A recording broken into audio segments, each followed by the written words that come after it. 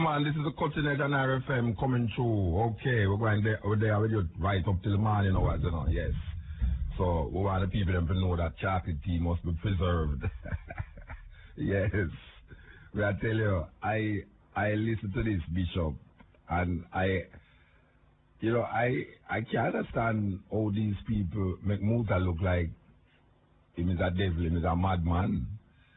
Because if them man there go to Yale University and all these big university and have them this and them that behind them name and in front of them name and them talking this way, and I did not go to any of these universities, and we are sharing certain opinions that I think say is a devil thing I did go on with, and I hear this big bishop talking in front of hundreds of middle-class Jamaican people and upper-class Jamaican people and saying the exact things that Muta Baruka is saying on the radio and get cursed for. And I never hear nobody curse him. Even my brethren, Reverend Chisholm was there. It's sweet day. It's sweet day. This is the Continent at RFM. Okay, without further ado now, we want to tell you that we're going to present this man here, as I said before. He was here Saturday giving a talk at the Meridian Pegasus Hotel, and he's a bishop, an Anglican bishop. He has many books out there, you know, many books out there, and we are there the pleasure of listening to him. So we're going to make you hear what we hear when we was there, cutting edge style. Thank you. Yes. Good morning, everybody. I must say to you that the one who is introducing him is Beverly Manley. Now, I would rather die in a confrontation than die running away from it. When I become convinced of something, I have to hit it head on. I cannot be diplomatic. The words of Bishop John Spong.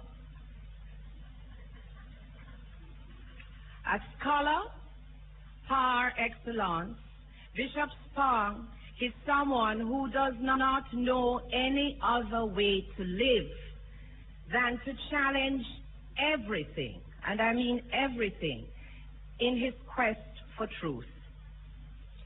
Standing in a place of authenticity, Bishop Spong proceeds on what I call a Socratic type inquiry and goes wherever the logic of his research, which is usually original research, takes him.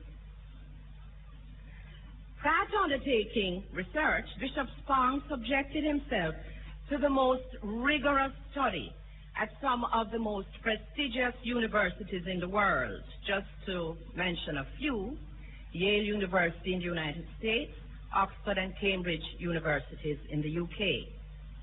Because he recognizes the need to study and to prepare. He understands that having collected the data, it's not enough to just collect it, like some of us do, but then you write it and you publish it so that others can learn and continue the conversations out of it. He is an educator, a teacher. And as a teacher, like his way shower, Jesus the Christ, he utilizes many methods for teaching. So he gets involved in television debates. At one stage, he introduced classes 1 hour before his church services begin. He's always traveling, conducting seminars like the one we have here today. I said that he stands in a place of authenticity. But Bishop Spong also represents for me courage and commitment. He's a bold man, one of a line of famous out-of-the-box thinkers who have the courage to stand for what they believe no matter what. As an independent thinker, his biblical scholarship reminds us of the need to apply analytical rigor to everything, to think, to question, to explore, to analyze. In taking on such issues as gender, race, and sexuality, he He lives a life that is as controversial as it is informative and thought-provoking. Christine, I have a little experience of what it is like to live with that kind of man. And so at this stage, I would like to specially just thank you for being here and for the critical role we know you play in the life of this man.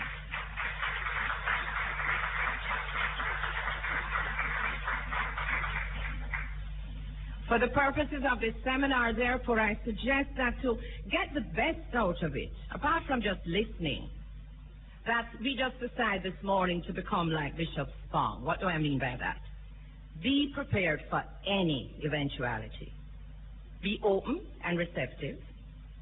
Engage in the inquiry, either by listening or talking, as he moves us from myth to reality. Let us receive this information, experience this information, know this information, become this information, so that when we leave this place, we too can spread the gospel, the good news. We ask you to stand and give a real, warm Jamaican welcome to John and Christine Spong. Thank you very much. I just told Beverly I'd love to take her with me so she could introduce me everywhere I go. I'm delighted to be here, and Christine is delighted to be here. We have been in Jamaica now for 5 days, and we've seen a lot of the beauty and wonder of this place. And I've sort of paid off a debt to a priest who served in my diocese named Gervais Clark, who is kind of a walking Chamber of Commerce advertisement for Jamaica every time I saw him. And I promised him that someday I would come and see this land that he loves so much and talks about so frequently. And it's been a privilege and a pleasure to see it. We've seen alligators and waterfalls and places where you catch your lunch and they cook it for you if you're lucky.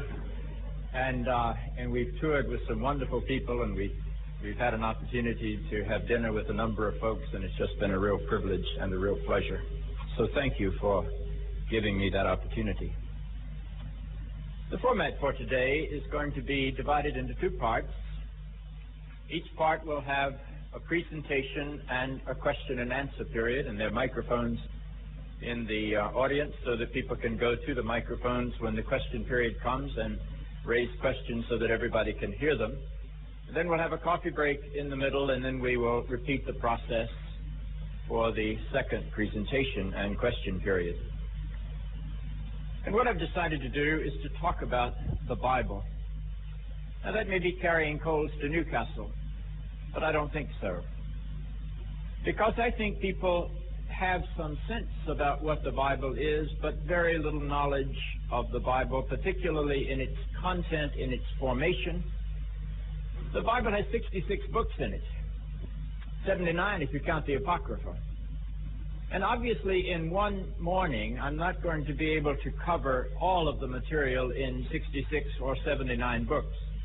And for that reason, I've placed a whole bunch of things over on the wall that you can just look at whenever you have time during the breaks, and perhaps let that filter in.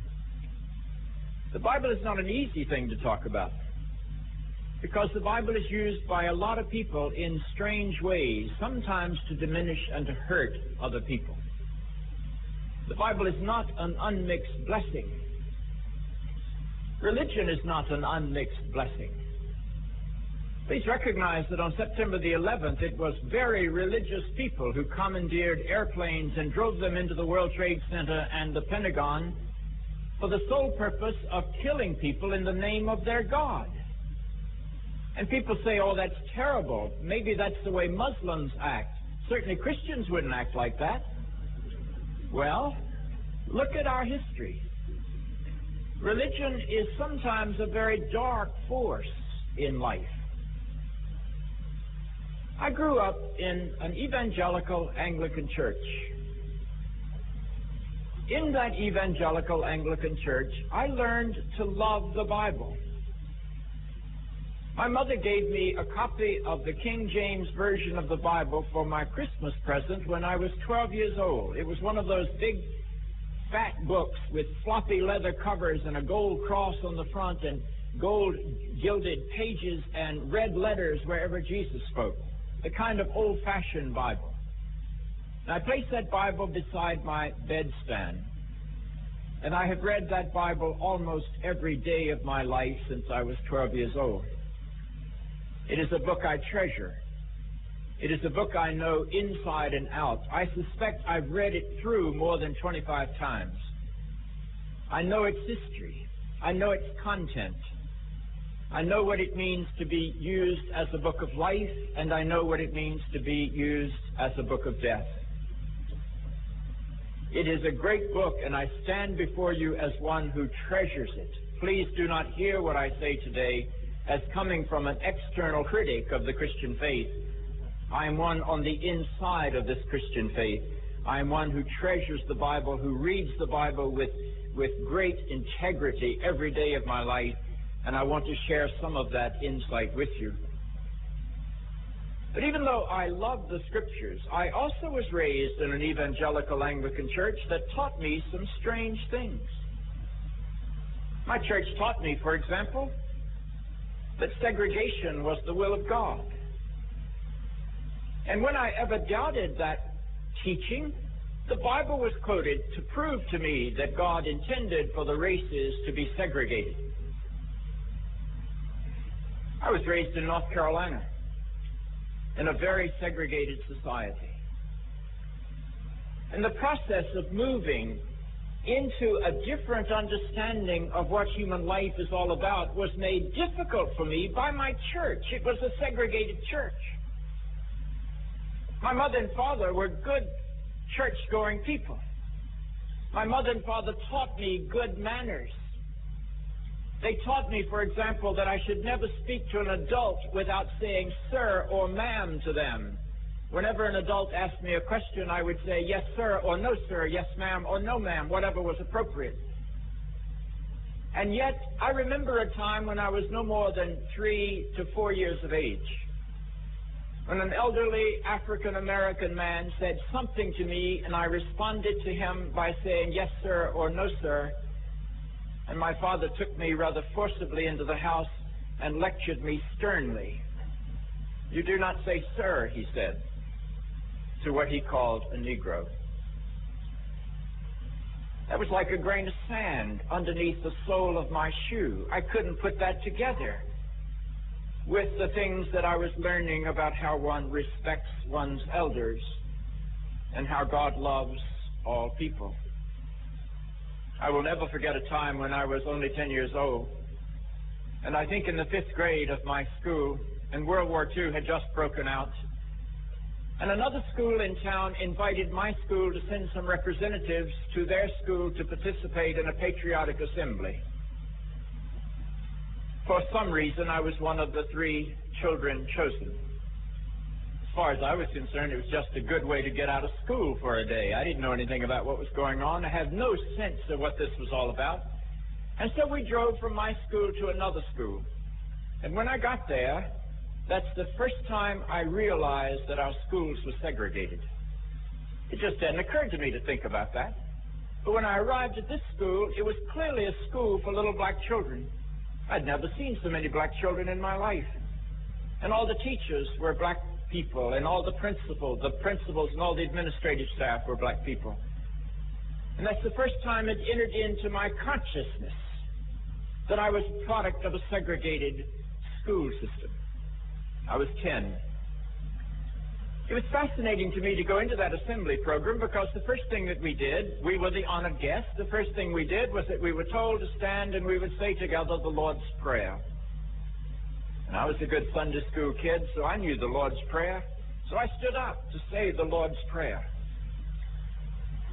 And that's the first time I realized that there's only one God, and people of all colors pray to the same God. And if God is the God of us all, how can we be alienated, separated, or segregated one from another? It was an interesting insight to permeate the consciousness of a 10-year-old boy and to try to make him understand that something about the religion in which he was being raised did not jibe with the reality of the world in which he was living. Oh, I heard the Bible quoted to uphold and support segregation. You see, my grandparents had heard the Bible quoted to uphold and to support slavery. We need to recognize that the man who wrote what is the United States' favorite hymn, and perhaps the favorite hymn in Jamaica, Amazing Grace, that man was a slave trader early in his life. We need to recognize that the Pope has had slaves. We need to recognize that the church is not innocent in treating people as less than human. And we need to remember that the church quoted the Bible as it walked through its history, justifying this kind of treatment of other human beings. So the Bible is not an unmixed blessing. I also learned in my church as I was growing up that women were not equal to men, that women were inferior. Women were not allowed to vote in my country until 1920. Women weren't allowed to have a university education in my country until the 20th century. Women could not hold property in their own names in my country until around 1875. Women could not practice law or medicine. Those were considered inappropriate professions. They certainly couldn't be commentators or host on a television program. Those were things that were by definition. And whenever people were pressed to say why this is so, they would quote the Bible. And some of the things they would quote would be rather fascinating. They would quote the second creation story. It happens to be the oldest creation story. The first creation story is the 7-day creation story, but it's one of the last things to be written in the Bible, probably not written before the 6th century, before the birth of Jesus. But the second creation story, the one of Adam and Eve, that's the creation story that kept being quoted, and that's the oldest one. That's written somewhere around 950 before the birth of Jesus. Now, what does that second creation story say? Well, it's rather fascinating. It says that in the beginning, God created the man in God's image and placed the man in the Garden of Eden. And the man had everything he wanted in the Garden of Eden. He had all the food and all the water, everything he could possibly want, but he was alone. He didn't have anybody there to be with him. And so the man said to God, God, it's very lonely down here in the garden. And God says, okay, Adam, I'll make you a friend. And God gets busy, and he makes a polar bear. Brings a polar bear up to Adam. And Adam looks at that polar bear and says, that's a very nice polar bear, Lord, but that's not just the kind of friend I had in mind. So God says, okay, I'll try again. And God makes the giraffe and the baboon and the monkey and the chimpanzee and the dog and the cat and the horse and the camel and all the animals of the world. That story says that the animals all came into the world in all of their variety of species because Adam wanted a friend and God couldn't please Adam. No matter what God made, Adam said, it's a very nice horse, a very nice dog, a very nice cat, but Lord, that's not what I have in mind. And God said, Adam, you are very hard to please. And Adam said, well, Lord, how can I describe what I've never seen? And so this biblical story says that God said, okay, Adam, I'm going to try one more time. God seemed to be into trial and error in that period of history. I'm going to try one more time.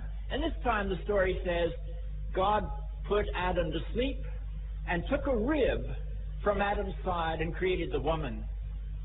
As one woman theologian said, it was childbirth as only a man who's never had a baby could have imagined it.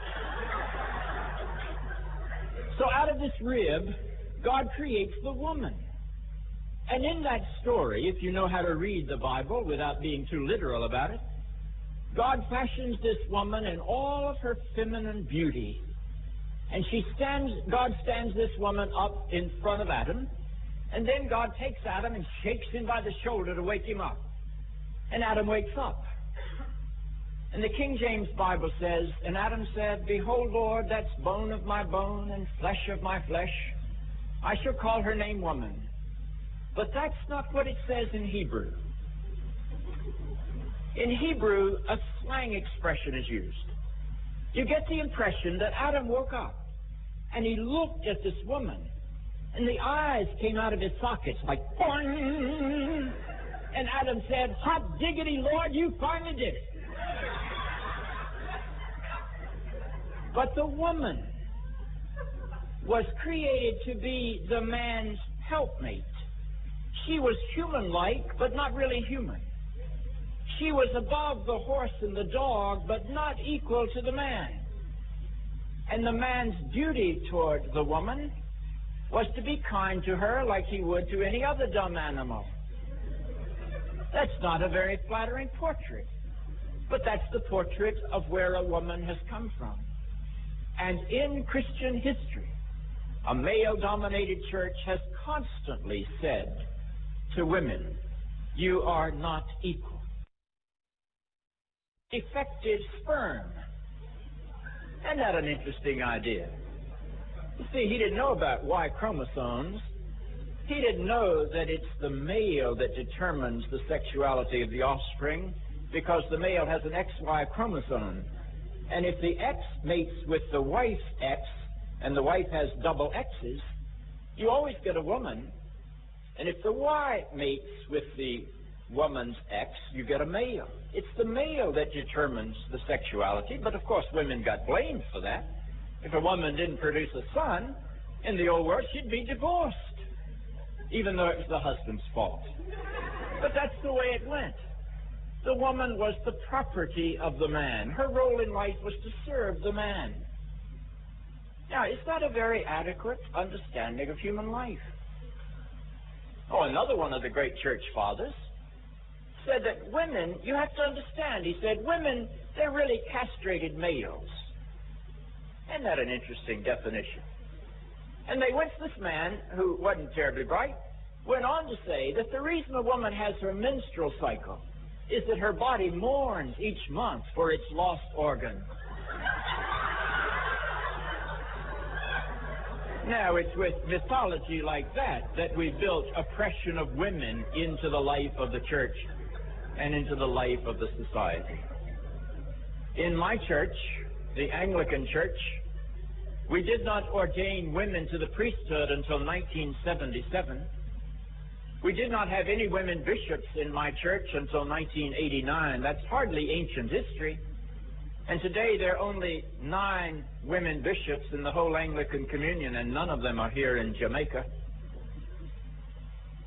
And as the church debated whether or not women should be priests, they went back to this same old definition, that a woman is not created in the image of God. Oh, I find that sort of hysterical when you think about it. The way I try to test that is that I say, okay, let's bring a man and a woman and stand them here in front of me. And let's take away from the man everything he's got in common with the woman. Take away his hair, and his head, and his eyes, and his nose, and his mouth, and his throat, and his larynx, his heart, and his lungs, and his stomach, and his intestines, his legs, his knees, his ankles, his feet. Take away everything the man and the woman have in common until you get the only thing that they don't have in common, and then ask yourself, how godlike is that? And yet, on the basis of the fact that the woman is somehow not created in the image of God, the majority of the churches of the world today still do not allow women to be priests or bishops. Now, you know, we even wrote into the Bible. Powerful people never educate powerless people in what they need to take the power away from them. The aim of powerful people is to stay powerful by any means necessary. Now, you know, we even wrote into the Bible our negativity toward women. We even wrote it into the 10 Commandments. Every now and then I run into a politician that says, I'm going to run on the platform of obeying the 10 Commandments. You better look out for that politician. He better read the 10 Commandments, or she better read the 10 Commandments. Because the commandments define a woman as the property of a man. And you say, where in the world is that in the Ten Commandments? Well, read commandment number 10. Commandment number 10 in the short version says, thou shalt not covet. But read it in the biblical version. It says, you shall not covet your neighbor's wife. Now think about that for a moment. And remember, first of all, that nowhere in any book of the Bible is there any prohibition against anyone coveting their neighbor's husband. It's okay biblically to covet your neighbor's husband. You just can't covet your neighbor's wife. Have you ever wondered why there's no prohibition against coveting husbands and all this prohibition against coveting wives? It's because in the world that gave us the Ten Commandments, the woman was property. So the commandments were addressed only to the men. Only to the men. The woman got into the covenant relationship with God only by being the property of her father or of her husband. And we still have this custom in our weddings where one man gives the woman away to another man as if she's a sack of potatoes. It's a strange custom. We ought to get rid of that custom. That's the ancient carryover of the idea that a woman is property. So God didn't think it was important to command only men not to covet their husbands, anybody's husband. So the commandment says to these men, you are not to covet anybody's wife. Now, if you don't believe that that's the way the commandment is written, read the rest of it. It says, you shall not covet your neighbor's wife, nor his ox. By God, that'll tell you where the woman ranks. At least she's a little higher than the ox. Nor his ass. Now, that's a donkey, in case any of you wonder. And the commandment goes on to say, you shall not covet your neighbor's wife, nor his ox, nor his ass, nor anything that is your neighbor's. Your neighbor is a male, and the woman, the ox, and the ass, and the other possessions are all male possessions. Do you want to salute that moral code today? I don't. I have 4 daughters. It took me a long time to see how chauvinistic I was. I didn't see it when I looked at it through my mother's eyes because she raised me to be the man of the house.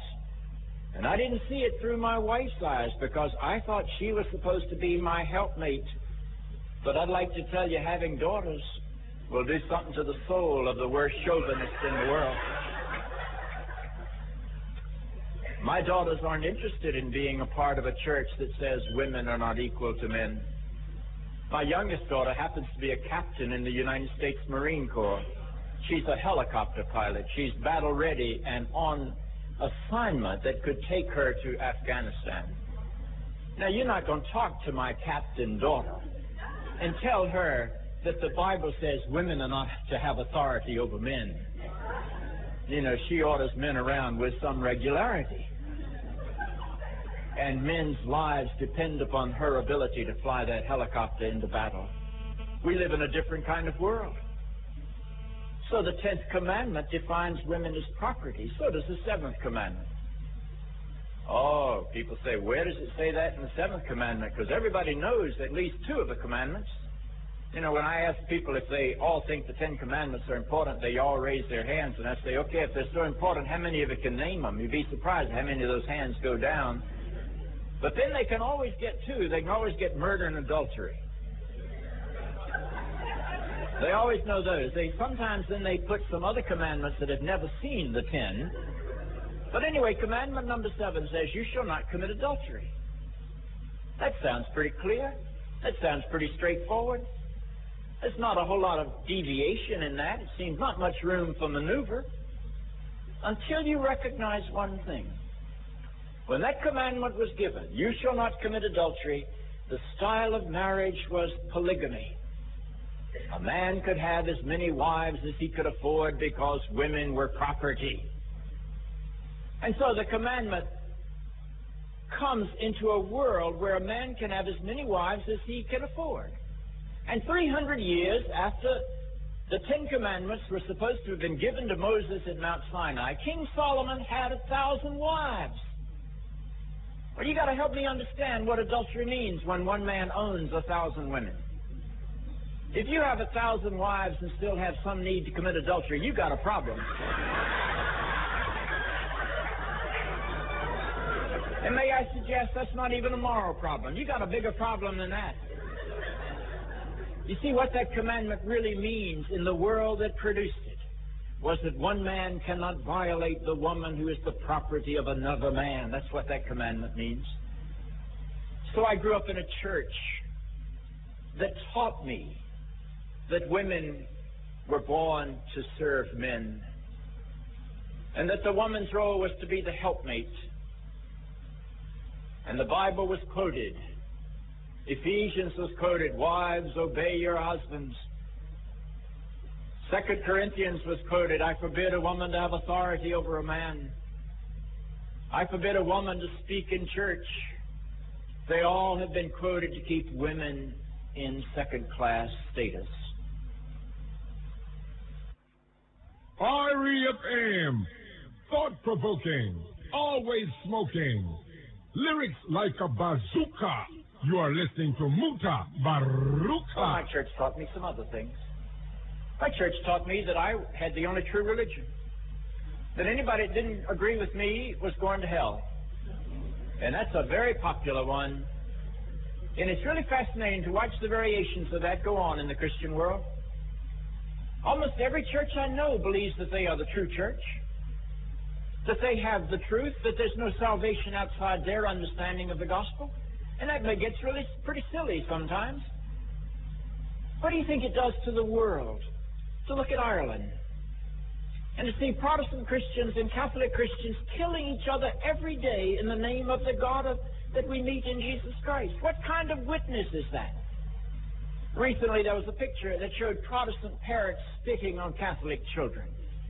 What kind of followers of Christ is this? And it's not just Christians, though we have had plenty of it.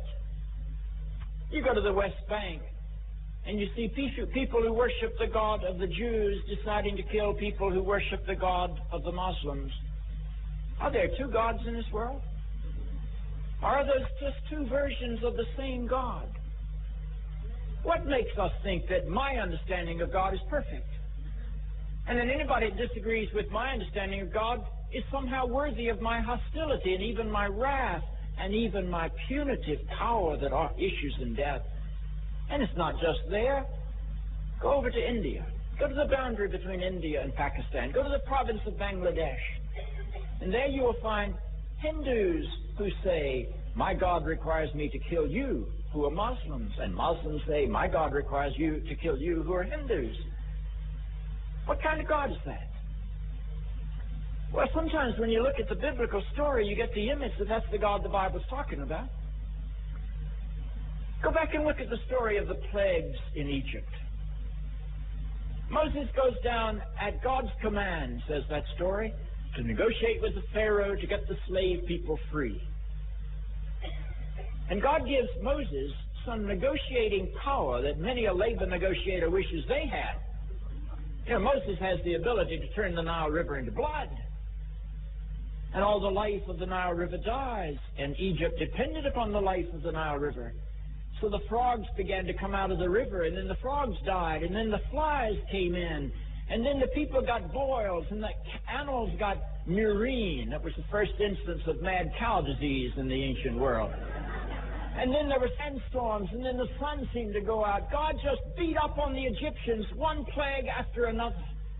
And finally, when that story gets to the end, God says to Moses, okay, Moses, now, we haven't been able to get the people of Israel free from these Egyptians, even though the Bible said that the Pharaoh had said, okay, Moses, I'm willing to let them go. And then the Bible says, but God hardened the Pharaoh's heart so God could hit him one more time. What kind of strange God is that? Well, in this final plague, God says, Moses, I'm going to really get them this time. You really don't understand why God needs 10 plagues. If God is all-powerful, one plague should have been enough. God's got to do over and over and over and over.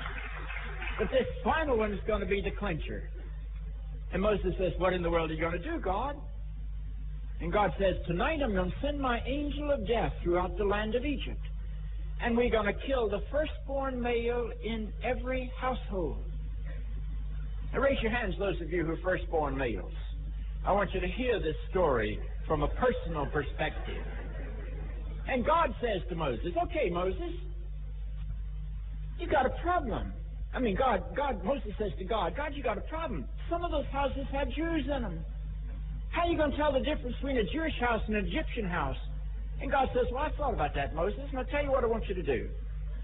This day, right before the angel begins the death march, I want you to have all the Jewish people kill the Paschal lamb. And I want you to take the blood from the slaughtered lamb and put it all over the doorposts of Jewish homes. Because my angel of death is not enough to know the difference between a Jewish home and an Egyptian home. He's got to have a bloody doorpost to tell him. And when my angel of death sees that bloody doorpost, my angel will pass over that Jewish home and only kill Egyptians. Well, that's not a very pleasant view of God if you happen to be an Egyptian. But see, that story is written from an Egyptian's point of view. What kind of God is it that chooses one people and hates everybody else? What kind of God is that? That's a tribal God. That's a God who says, only those who look like me and act like me and talk like me and worship like me are God's people. And anybody that doesn't look like me and talk like me and worship like me, then they are not God's people. And if God has rejected them, then it's okay for you and me to reject them, and that's where the bitterness and the hostility and the warfare and the pain and the slavery and the other things that we do to one another in this world comes from. You see, what we've done is to take an ancient tribal history, and we've acted as if every word of that tribal history is the word of God, and therefore we quote it to justify our own hatreds and our own prejudices. There is only one God, brothers and sisters, only one God, and nobody possesses him or her, whatever God is. Nobody possesses God. And anytime you or I begin to believe that we possess God, then we are terrible in hostility toward other people. That's just the nature. Religion is not an unmixed blessing. We have killed people in the name of our God. We have fought religious wars. We have burned people at the stake.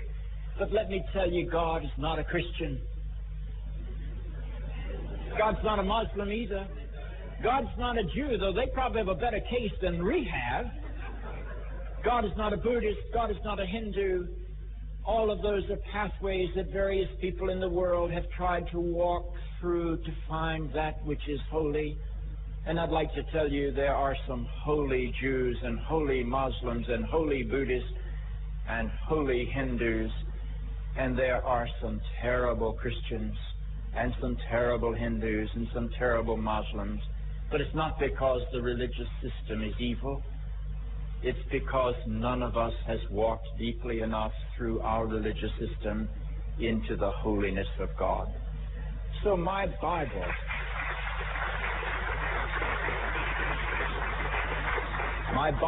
taught me that it was okay to hate anybody who didn't agree with me religiously.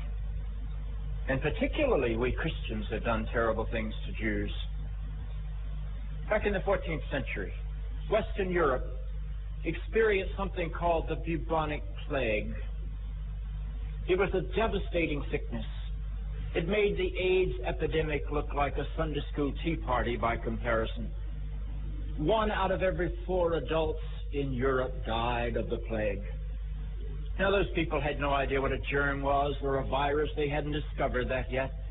The only thing they knew about sickness was that it was God's punishment. They were sure that if you got sick, you had done something evil and God was punishing you. And so when people began to die, when 1 out of every 4 persons began to die, the great question is, what have we done? What is our sin? How can we undo it so that God will take this terrible plague away from us? And do you know what the Christians decided? They decided that their sin was that they had tolerated infidels. And the only infidels were the Jews. Putting things into perspective. Continue, RFM. Yeah, well, carry forward to the reason. Yeah. In the 20th century, the enlightened 20th century, and murdered 6 million Jews. Try to understand how that would feel. On September the 11th, the United States probably lost 5,000 citizens. The number keeps getting scaled down. We are a nation of almost 300 million people, and we lost about 5,000 citizens. Now, do not minimize. The loss of any citizen is terrifying, particularly to those who love that person. It's life-rending, and I don't mean to minimize it. But try to imagine losing 5,000 people out of a nation of 300 million, and try to imagine what it's like to be a Jew, for whom there were 12 million people in the world in 1940, and 6 million of them died in Hitler's crematoriums. And the Christian leaders of Germany, with very few exceptions, never raised their voice to protest that terrible tragedy in Christian history, because there'd been a long, long line of statements coming out of Christians about how evil the Jews were. My church taught me that it was okay to hate people who worship God differently. The Bible is not an unmixed blessing. The last statement I'd like to develop just a little bit is that in the church in which I was raised, an Anglican evangelical church in the Old South in the United States, in that church, I was also taught to hate myself. And I would suggest to you that that's the primary message that every Christian has gotten for most of the past 2,000 years. And you say, well, how did the church teach me to hate myself? Well, the church spends most of its time telling you what a lousy, miserable sinner you are. You can't come to church in an Anglican tradition, and I love Anglican liturgy, but you can't come without having your humanity insulted. We say, there is no health in us. We have done those things we ought not to have done, and we have not done those things we ought to have done. There is no health in us. We are miserable offenders. We aren't worthy even to gather up the crumbs underneath the divine table. We are helpless and hopeless. We are fallen sinners. We are born in sin. God has to rescue us, and it takes God an awful lot. God has to allow His own Son to be killed. We are so awful. And we've got to be cleansed with the blood of this Lamb. What kind of message is that? It's epidemic in the Christian faith. We start out with that understanding of human life that we were created perfect. And then we fell into sin through the disobedience of our first parents, and that we have been condemned ever since. What kind of God is it that will condemn you and me because Adam and Eve ate of the tree of the knowledge of good and evil? What kind of God is that? Is that a God you want to worship? God's going to beat you for their sins. Well, in reality, most of us wind up doing enough things to deserve our own punishment.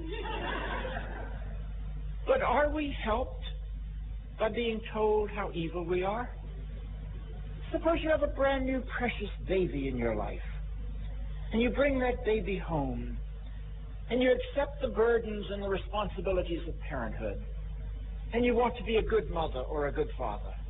So you go get a book on how to raise a proper child, and you read the book, and the book says every day of your child's life reminds your child that your child was born in sin, that your child's a miserable offender, that there's no health in your child, that your child actually caused the death of Jesus. Do you think I'd raise a healthy human being? Good heavens, what a burden we put on our children. Children aren't born in sin. They're born with loudspeakers on one end and no sense of responsibility on the other. But they are not born in sin. We can twist them and warp them and break them. But those little precious lives, they don't need to be told how evil they are. They need to be loved into their full humanity. And we've got the emphasis all wrong. And what kind of God is it who can't forgive until somebody offers this God a human sacrifice? What kind of God is it that requires the death of the divine Son in order to forgive the fallen creation. What kind of God is that? Is that the God you meet in the life of Jesus of Nazareth? Or have we put something else onto the story of Jesus that has created an enormous amount of negativity? Now, please don't misunderstand. Once again, I am not saying that human beings are angels. I think human beings are capable of being the most horrible creatures in all of God's world. I don't know cows or dogs that act like human beings.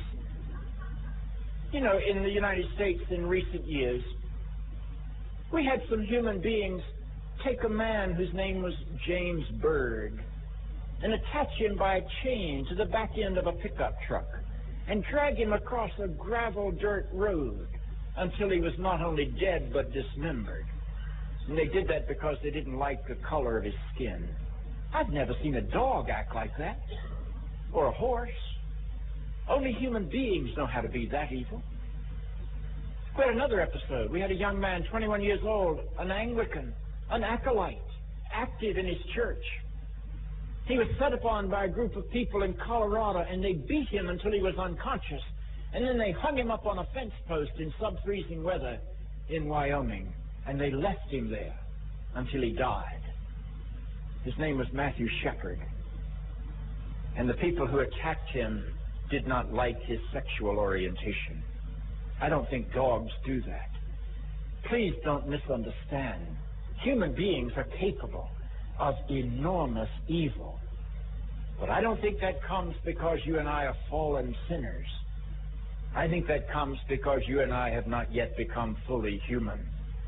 And what we need is not to be rescued from our fall and restored to something we've never been. What we need is to be empowered to step beyond our boundaries and our fears and our insecurities into a new humanity and to become whole and free people. And when you're fully human, you don't need to pretend you're superior to anybody else. You don't need to say, my tribe's better than your tribe. You don't need to say, my gender's better than your gender. You don't need to say, my prejudices are real because you are inferior. And you don't need to say, my God's better than your God, so I'll try to kill you. No, what we need today is not to have sinners rescued. What we need is to have human beings who don't yet know what it means to be human, called and empowered to become something that they have never yet been, full and free and whole and loving and capable of stepping across all of the boundaries of race and gender and prejudice and religion and create a new humanity. Now, I think we've got to retell the whole Jesus story. He didn't rescue the fallen. He came to love us into loving, to show us how to live so that we could live fully, to enable us to be all that we are. Now, that's an interesting way to introduce the Bible. That sounds pretty negative. Let me just repeat, the Bible is not an unmixed blessing. It's been used as a weapon of terror. It's also been used as a book of life. So let me conclude this first presentation by saying, what are the three basic truths that I think you've got to find in Scripture? And you don't find them by reading the literal words. You find them by going into the text and touching the very depth of the experience that the Bible is written to communicate. What does the Bible communicate to us? What are the three basic biblical lessons that we need to learn? Well, the first one is the gift of the Hebrew people to us. And that lesson says that every life is holy, every life. That every life bears the divine image, that we are all made in God's image. No matter what our external differences, we are all holy people. And part of what we've got to do as worshipers of God is to see God present in every other human life. And if you cannot see God present in every other human life, you've missed the first and primary lesson of the Bible, We were made in God's image. We must relate to each other as if every person is holy. I loved being in India some years ago because the Indian people don't shake hands vigorously like Western people do. You know where the handshake comes from? When you stick out your hand like this, that shows that you aren't drawing your sword over here to hit them. That's where the handshake comes from. So you stick it out as if you're friendly so you don't cut their gizzards out. It's a very hostile sort of gesture. But in the East, in India, when two human beings meet, they fold their hands in the posture of prayer and they bow to each other. What does that mean? That's their way of saying, the Holy God dwells in you. The Holy God dwells in you. What a powerful symbol. What a great way to practice the first lesson out of Holy Scripture, that every life is holy, every life bears the divine image. So you cannot enslave or segregate or oppress or repress or hurt or kill that which bears the divine image. So the first lesson of Scripture is that all life bears God's image.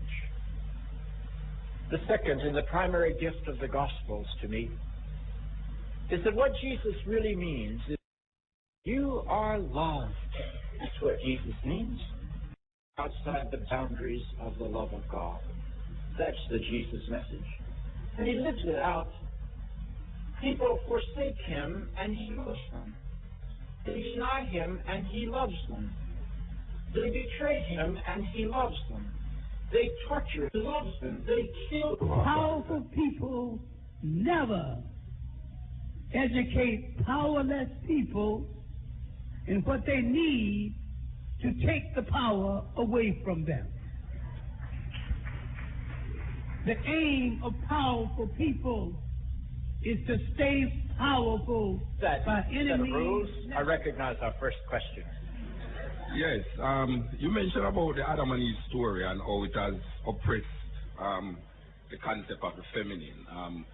Wouldn't you say that in the need to revive that feminine quality, the Christians has also made a blunder in recognizing a virgin birth? I am seeing that the virgin birth is a next aspect of the degrading of the woman and the feminine quality. I think you're right.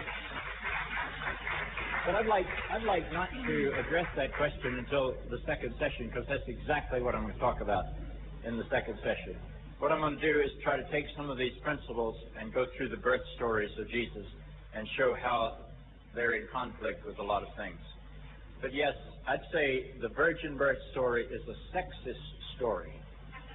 At its heart, it's a sexist story, and it's been used throughout history to denigrate women.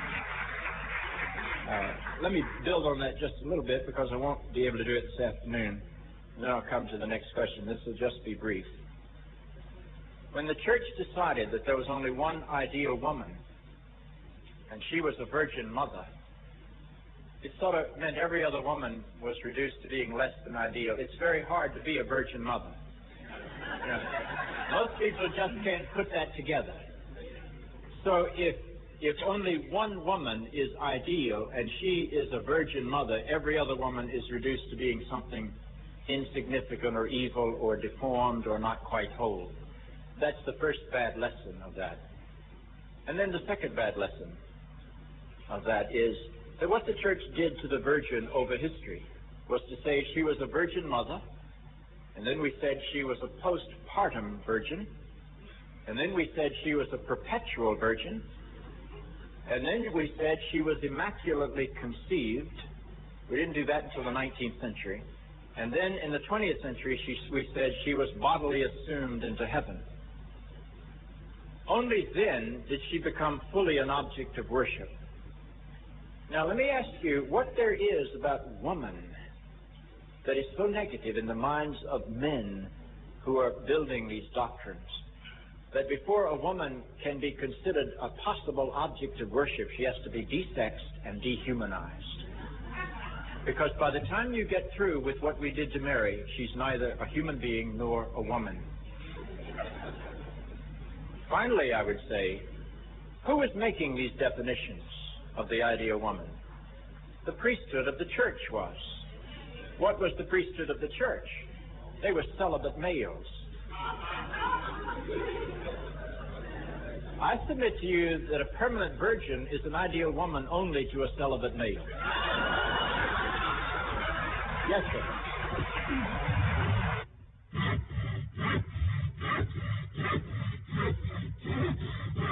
Why is it necessary to reform Christianity? Why not just recognize all humanity and universal truth? It's a good question. Why do you bother to reform Christianity? Why don't you just recognize universal truth? My experience with human beings is that we never do it that way. That always we evolve out of who we are into something new. Christianity has not been static for 2,000 years. There are a lot of people that try to make you think that it has. They say, this is Christianity, and you are deviating from Christianity. Well, that's balderdash. Christianity's been in the process of flux and formation for 2,000 years, and it is always in change. There is no time when you can cut and say, that is what Christianity is. In the early years of the Christian church, one of the great debates they had was whether or not Adam and Eve had a navel. Because, you see, the navel is the last remnant of the fact that you were attached to your mother. And since Adam and Eve were supposed to have been created without being born, they should not have had navels. That was a great big battle in the early church. But I haven't met any theologian that's arguing about that in the last couple hundred years. You know, that just is not an issue. There was a time when Christianity said that if you get interest on your money, you're doing something evil. Well, I don't know anybody that follows that rule today. Certainly the Vatican's got all their money invested in banks and stocks, and so does every other church I know. So that, you know, we've changed a lot. All I'm saying is that evolution is the law of religion. Judaism didn't start in the wilderness with the burning bush. Judaism started in Egypt. There was a pharaoh named Amenhotep IV who had this vision of God as one and distant. And he was thrown out of Egypt by a revolution of the clergy because they were sort of being put out of work. They had a God at every little shrine, and they depended on the business that God brought in. So they rebelled against this great Pharaoh. And Moses was a disciple of that Pharaoh. So Moses went out into the wilderness with the slave people, and he put that understanding of God into the Jewish people. So its roots are in Egypt. And then when the Jews entered into Canaan, they ran into fertility cults, the Baal worship. And so Judaism evolved in terms of the fertility religions. And then they were exiled into Babylon, and they ran into Zoroastrianism. And Judaism evolved as it interacted with Zoroastrianism. And then Christianity was born in the womb of Judaism. And then Christianity had to move out of Judaism into the Mediterranean world, and it began to be a Gentile religion. And so it had to incorporate into itself a lot of the thought forms of Mediterranean religion, the Mithra movement, some of the mystery cults. And Christianity has been evolving through the centuries. St. Augustine put us in touch with Plato's thought by making Plato and Christianity come together. That's the 4th century. In the 13th century, Thomas Aquinas decided that Plato isn't read by anybody anymore. Everybody now is reading Aristotle, so I've got to rethink Christianity in terms of Aristotle. And so Thomas Aquinas began to put Christianity into Aristotelian terms. And then we had the great Renaissance, when new learning came from the East and people had all sorts of different ideas, and Christianity had to incorporate that. And there's a sense in which the Protestant Reformation was the Christian attempt to incorporate the new learning of the Renaissance. All I'm suggesting is that what we have going on today is that enormous new learning has come in, and we Christians have got to rethink our faith symbols in terms of that new understanding. And one of those new understandings that we have to deal with is that the world has gotten very, very small, and we can no longer spit on the gods of other people. We've got to find a way to respect them and grow together, because they have something of great value to offer to us, and I hope we have something of great value to offer to them. Fiery FM, leading you thought-provoking, always smoking, lyrics like a bazooka. You are listening to Muta Baruka. Did you have a question? The question is really the creation story. Adam and Eve. Also, the What earth. about it? What about the creation? From what I understand, you don't believe in Adam and Eve That's as correct. part of the creation. That's correct. There was no Adam, no Eve. That's correct. You want me to talk about it? Yes. That's your question. Okay. Please recognize, and this is one of the things I've got up on the board, this planet Earth has been in existence, according to the best scientific measures, 4.5 to 5 billion years. Human life has been on this planet, according to the best scientific evidence, somewhere between 2 million years ago and 50,000 years ago, depending on how you define human life. The Bible, the first part of the Bible was written about 1,100 years before the birth of Christ. Every ancient people had a story of how the world came into being. Every single one. Adam and Eve is in our Bible because we have incorporated ourselves into the Jewish story. But that's all it is. It's a story. It's an attempt on the part of Jewish people to explain a lot of things that they didn't understand. The Adam and Eve story explains how the world came into being, how there happens to be two different sexes, a man and a woman, how it is that the man has to earn his living by the sweat of his brow, how it is that the woman has to endure pain in childbirth, how it is that snakes have to slink along their bellies in this world, and why it is that all human beings feel separated. That story is designed to speak to all of those human questions. But the same questions are raised by human beings everywhere, and religious stories in ancient people everywhere tried to answer those same issues. That is not history. That is mythological attempt to understand reality. Thank you. Yes, ma'am. What do you think about the way we were socialized to, in the beginning of our lives, that we should learn to read, to write, to have an education, buy a house, get cars, all the material things. Yet in the end we are told to seek ye first the kingdom of God and his righteousness, and all the other things will be added unto us. And we go through life going through a lot of struggle, trying to achieve these things, and we wait until we are about to die. We go to church with a big Bible. We have one foot on a banana skin and the other one over the grave. When you get toward the end of your life, you have to cram for final exams. That's why you do that. Your question's a good one. Human beings always will try to do survival. Survival means they've got to have a safe place to live, they've got to have enough food to eat, they've got to be able to lie down in safety, they've got to be able to earn enough money to keep body and soul together, so that to be human immediately gets you into the survival mentality. Now the issue comes when you have enough to survive, and then you try to add more meaning to your life.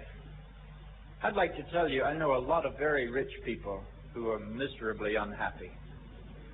I know people who've got everything they could possibly want and still commit suicide.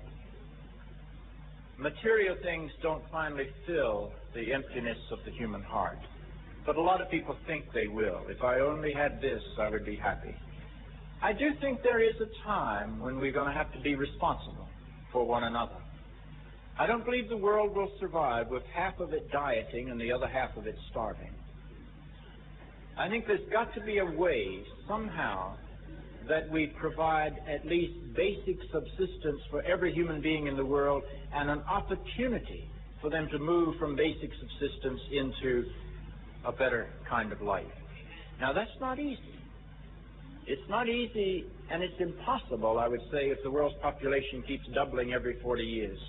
There aren't enough resources to support the doubling of the human population.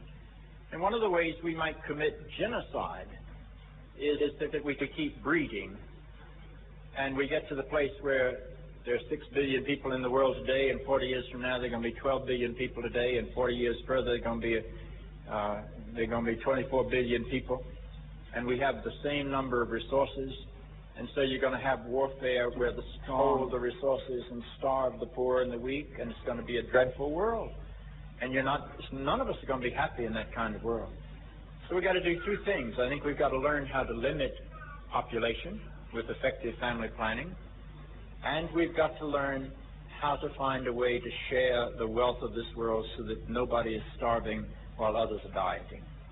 Now, that's not going to be an easy assignment, and it will have to be fought out in the political arena. But I think that's where we've got to go, and I hope that the Christian faith can keep people having a sense of the right priorities. The right priority is not the accumulation of wealth. The right priority is the ability to live with meaning inside this world and to have the hope. On the sixth day in the divine image is the last part of the Old Testament to be written. It comes out of a writer that we call the priestly writer. He's an exile figure. He's in the 5th century. And that was a little more advanced. What they did when they put the Bible together, and the Old Testament, first 5 books of the Bible, and I have a chart on that over there, the first 5 books of the Bible called the Torah, the books of Moses, the law, come from 4 different strands of material. The oldest one is called the Yahwist material because it calls God Yahweh, and it comes out of the Jerusalem tradition. The second one is called the Elohist tradition because it calls God Elohim, and it comes out of the Northern Kingdom's mentality. And the third one is called the Deuteronomic version. And Deuteronomic is the book of Deuteronomy plus an editing of the other books that were bound together after the fall of the Northern Kingdom. And Deuteronomy simply means the second giving of the law. Deutero is the Greek word for law, for second, and nomos is the Greek word for law. So deuteronomos, Deuteronomy means the second giving of the law. So they put the Old Testament first 5 books together in a new way in the 7th century, combining the Yahwist version, the Elohist version, and the Deuteronomic version. And then the Jewish people went off into captivity in exile. And a group of people called the priestly writers took the whole text, which now had 3 strands, and they re-edited the whole thing. And they put in the 7-day creation story, and they edited the story about manna in the wilderness, so that it didn't fall on every day. It only fell 6 days of the week so they could keep the Sabbath holy. And they edited the story of Noah and the ark so that Noah didn't just take 2 of every kind of animal, because Noah had to do the sacrifices while he was on the ark. He was there for 150 days. So they put 7 pairs of the animals that were going to be used for sacrifice so that the species wouldn't get extinct. They put the story together. And it was that priestly writer who wrote the Genesis 1 account. Now, they stand there in tension. But unfortunately, when Paul quoted the origin of woman, he always quoted from this ancient one that saw women only as the second-class citizen, the put down. And so that's how we are able, you see, also to raise from within the Christian faith people who have countered our prejudices. Please remember that all of the civil rights leaders in the United States were the Reverend Martin Luther King Jr., the Reverend Ralph Abernathy, the Reverend Jesse Jackson, and they were quoting the Bible against the way the Bible had been interpreted to support segregation. And when the women's movement arose, they also went back into the Bible and they began to find what I call the minority voices of Scripture. And they raised these up to overcome the hostility toward women that had become dominant in the Christian church. In the gay and lesbian movement today, they go back into the Bible and they find minority chapters. They even find places where they think there are gay or lesbian relationships being talked about. And they use the Bible to strike against the oppression that gay and lesbian people have experienced by the Christian church. And what I am doing when I begin to talk about how we are not born in sin is to find another way to open the Bible to a different possibility and let minority voices challenge the majority interpretation. And that happens over and over again, and I think that's the way the church grows. What we do is to have these minority voices of the past come out in the present in a new set of circumstances, and they become the majority voice of the future. But they're always there in the seeds. Thank you for your question. It was a good one. Sorry, Bishop, with respect, the second part. Genesis 1, you say is one tradition. Yeah. Genesis 2 is a separate tradition, according to you. I don't accept that, but according to you. Yeah. You say both sense of equality can be found in the document 1, according to you, and in the document 2, according to you. How do you deal with the Hebrew term for help and spiritual? Equal on Hebrew term. How do you deal with that? Well, you see, you're asking me a question that I wrote a whole book to try to answer. It was called Rescuing the Bible from Fundamentalism. Yeah. But, I can't, in the question period, go into the total argument of that book. I simply don't invest Scripture with the authoritative Word of God concept. I think Scripture comes out of the people, and they don't always understand what they're writing. So that's the way I would deal with that. Yes, ma'am. Greetings, everyone.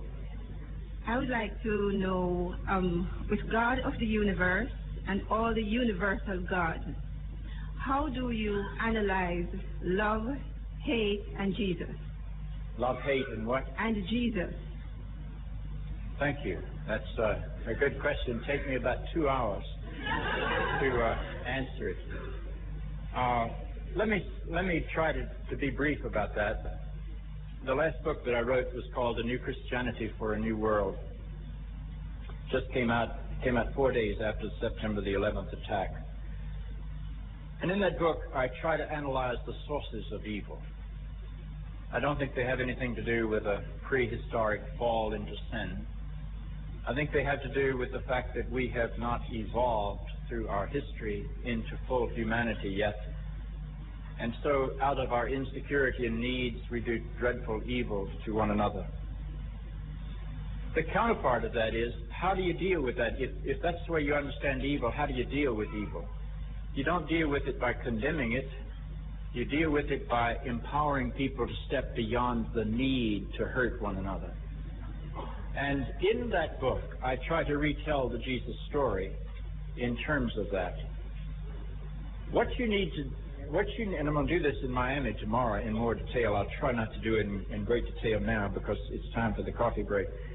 But what you need to do is to recognize that the Jesus story, when it's told, is told against a particular understanding of human life that was Jewish. And what they did was to tell the Jesus story in terms of the sacrificial act that took place on the Day of the Atonement in the Jews, the day they called Yom Kippur, where they took a perfect lamb and they slaughtered the lamb and they sprinkled the blood of the lamb on the people. And their understanding was that the lamb, because the lamb was physically perfect, and because the lamb cannot choose to do evil, the lamb was therefore a perfect offering. And they could offer this perfect offering to God, and God would accept the perfect offering offered by imperfect people. And then they would take the blood of this perfect lamb and sprinkle it on the people, and they felt that that blood cleansed them from their sins. And what these early Jewish people did in the light of their experience with Jesus was to interpret the death of Jesus in terms of the death of the Lamb of Yom Kippur. And that's why we call Jesus the Lamb of God. That's why we say he bears the sins of the people away. That comes right out of the liturgy of the Jewish synagogue, Yom Kippur. Now, that was done against the background of understanding human life as having been created good and then falling into sin. What I'm suggesting in a post-Darwinian world is that there never was a time when there was a perfect creation from which we fell, that we emerged out of evolution, and we simply haven't emerged far enough. And what we've got to have in Jesus is not the rescuer of the fallen, but what we've got to have is the empowering sense of the life and love of God that will enable us to continue our journey into a full humanity. And I try to tell the story of Jesus in maybe 3 chapters in that book against that sort of background. But that's as far as I can go. This will be our last question. I'll try to be brief. If you be brief, I'll be brief. Yes, hello. During your sermon, you have used the word love 22 times. Good. And you have used the word respect only 3 times. How important is respect to Christianity? Thank you. Well, I'm glad you're sitting back there keeping records of what words I'm using. I don't know that I think those words are different. I don't know how you can love and not respect at the same time. I think they are part and parcel of the same thing. The words that I tend to use to describe God and the Jesus experience, those words are, God is the source of life, so the more fully I live, the more I can reveal God. God is the source of love, so the more wastefully I love, the more I can reveal God. God is the ground of being, so the more I have the courage to be all that I am, I make God visible. And I'm a Christian because when I look at Jesus, I see a life so fully lived that I think the life of God is manifested in him. And I see a love that is so wastefully given. He gives his life away over and over again, not just on the cross, but over and over again.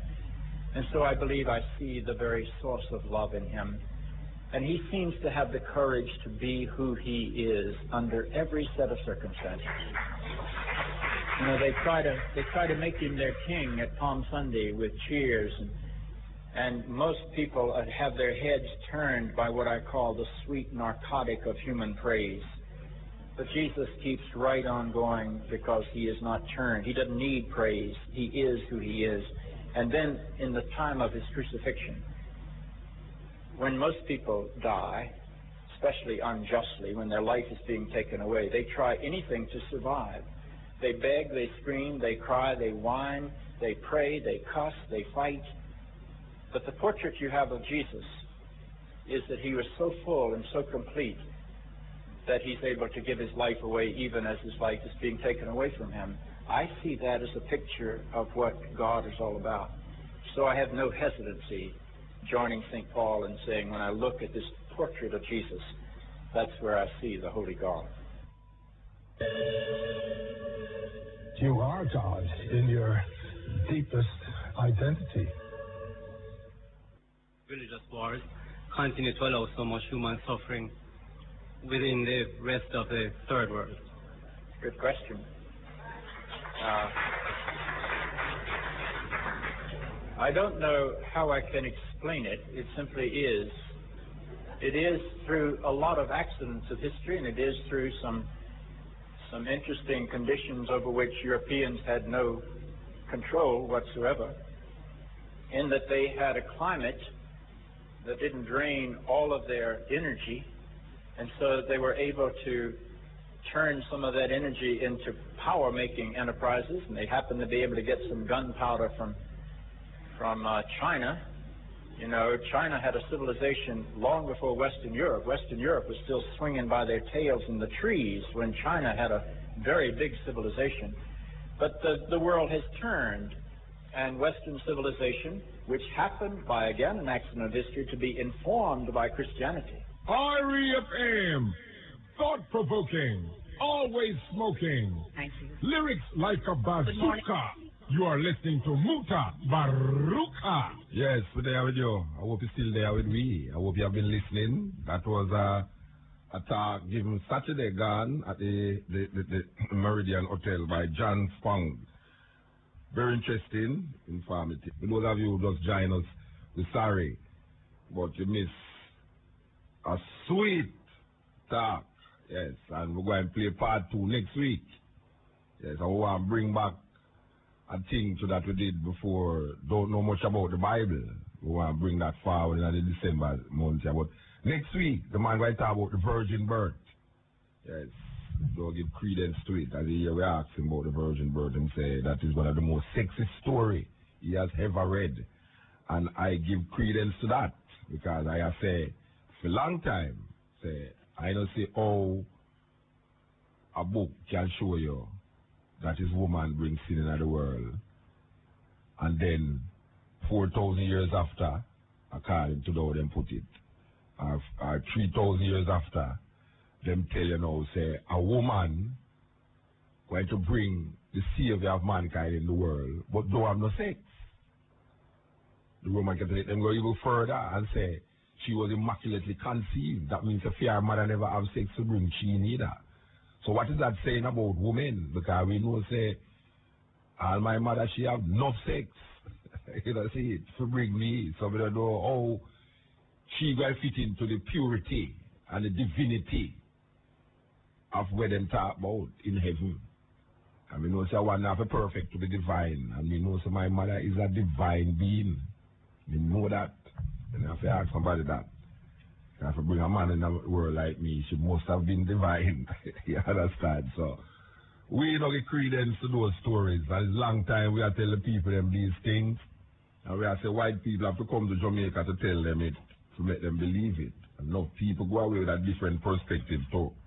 You understand? The question here Chisholm asks about the birth, the equality story. What if people don't even know and don't even read into the two creation story that is in the Bible? What if people might be wondering, what the man talk about? When the man talk about two creation story?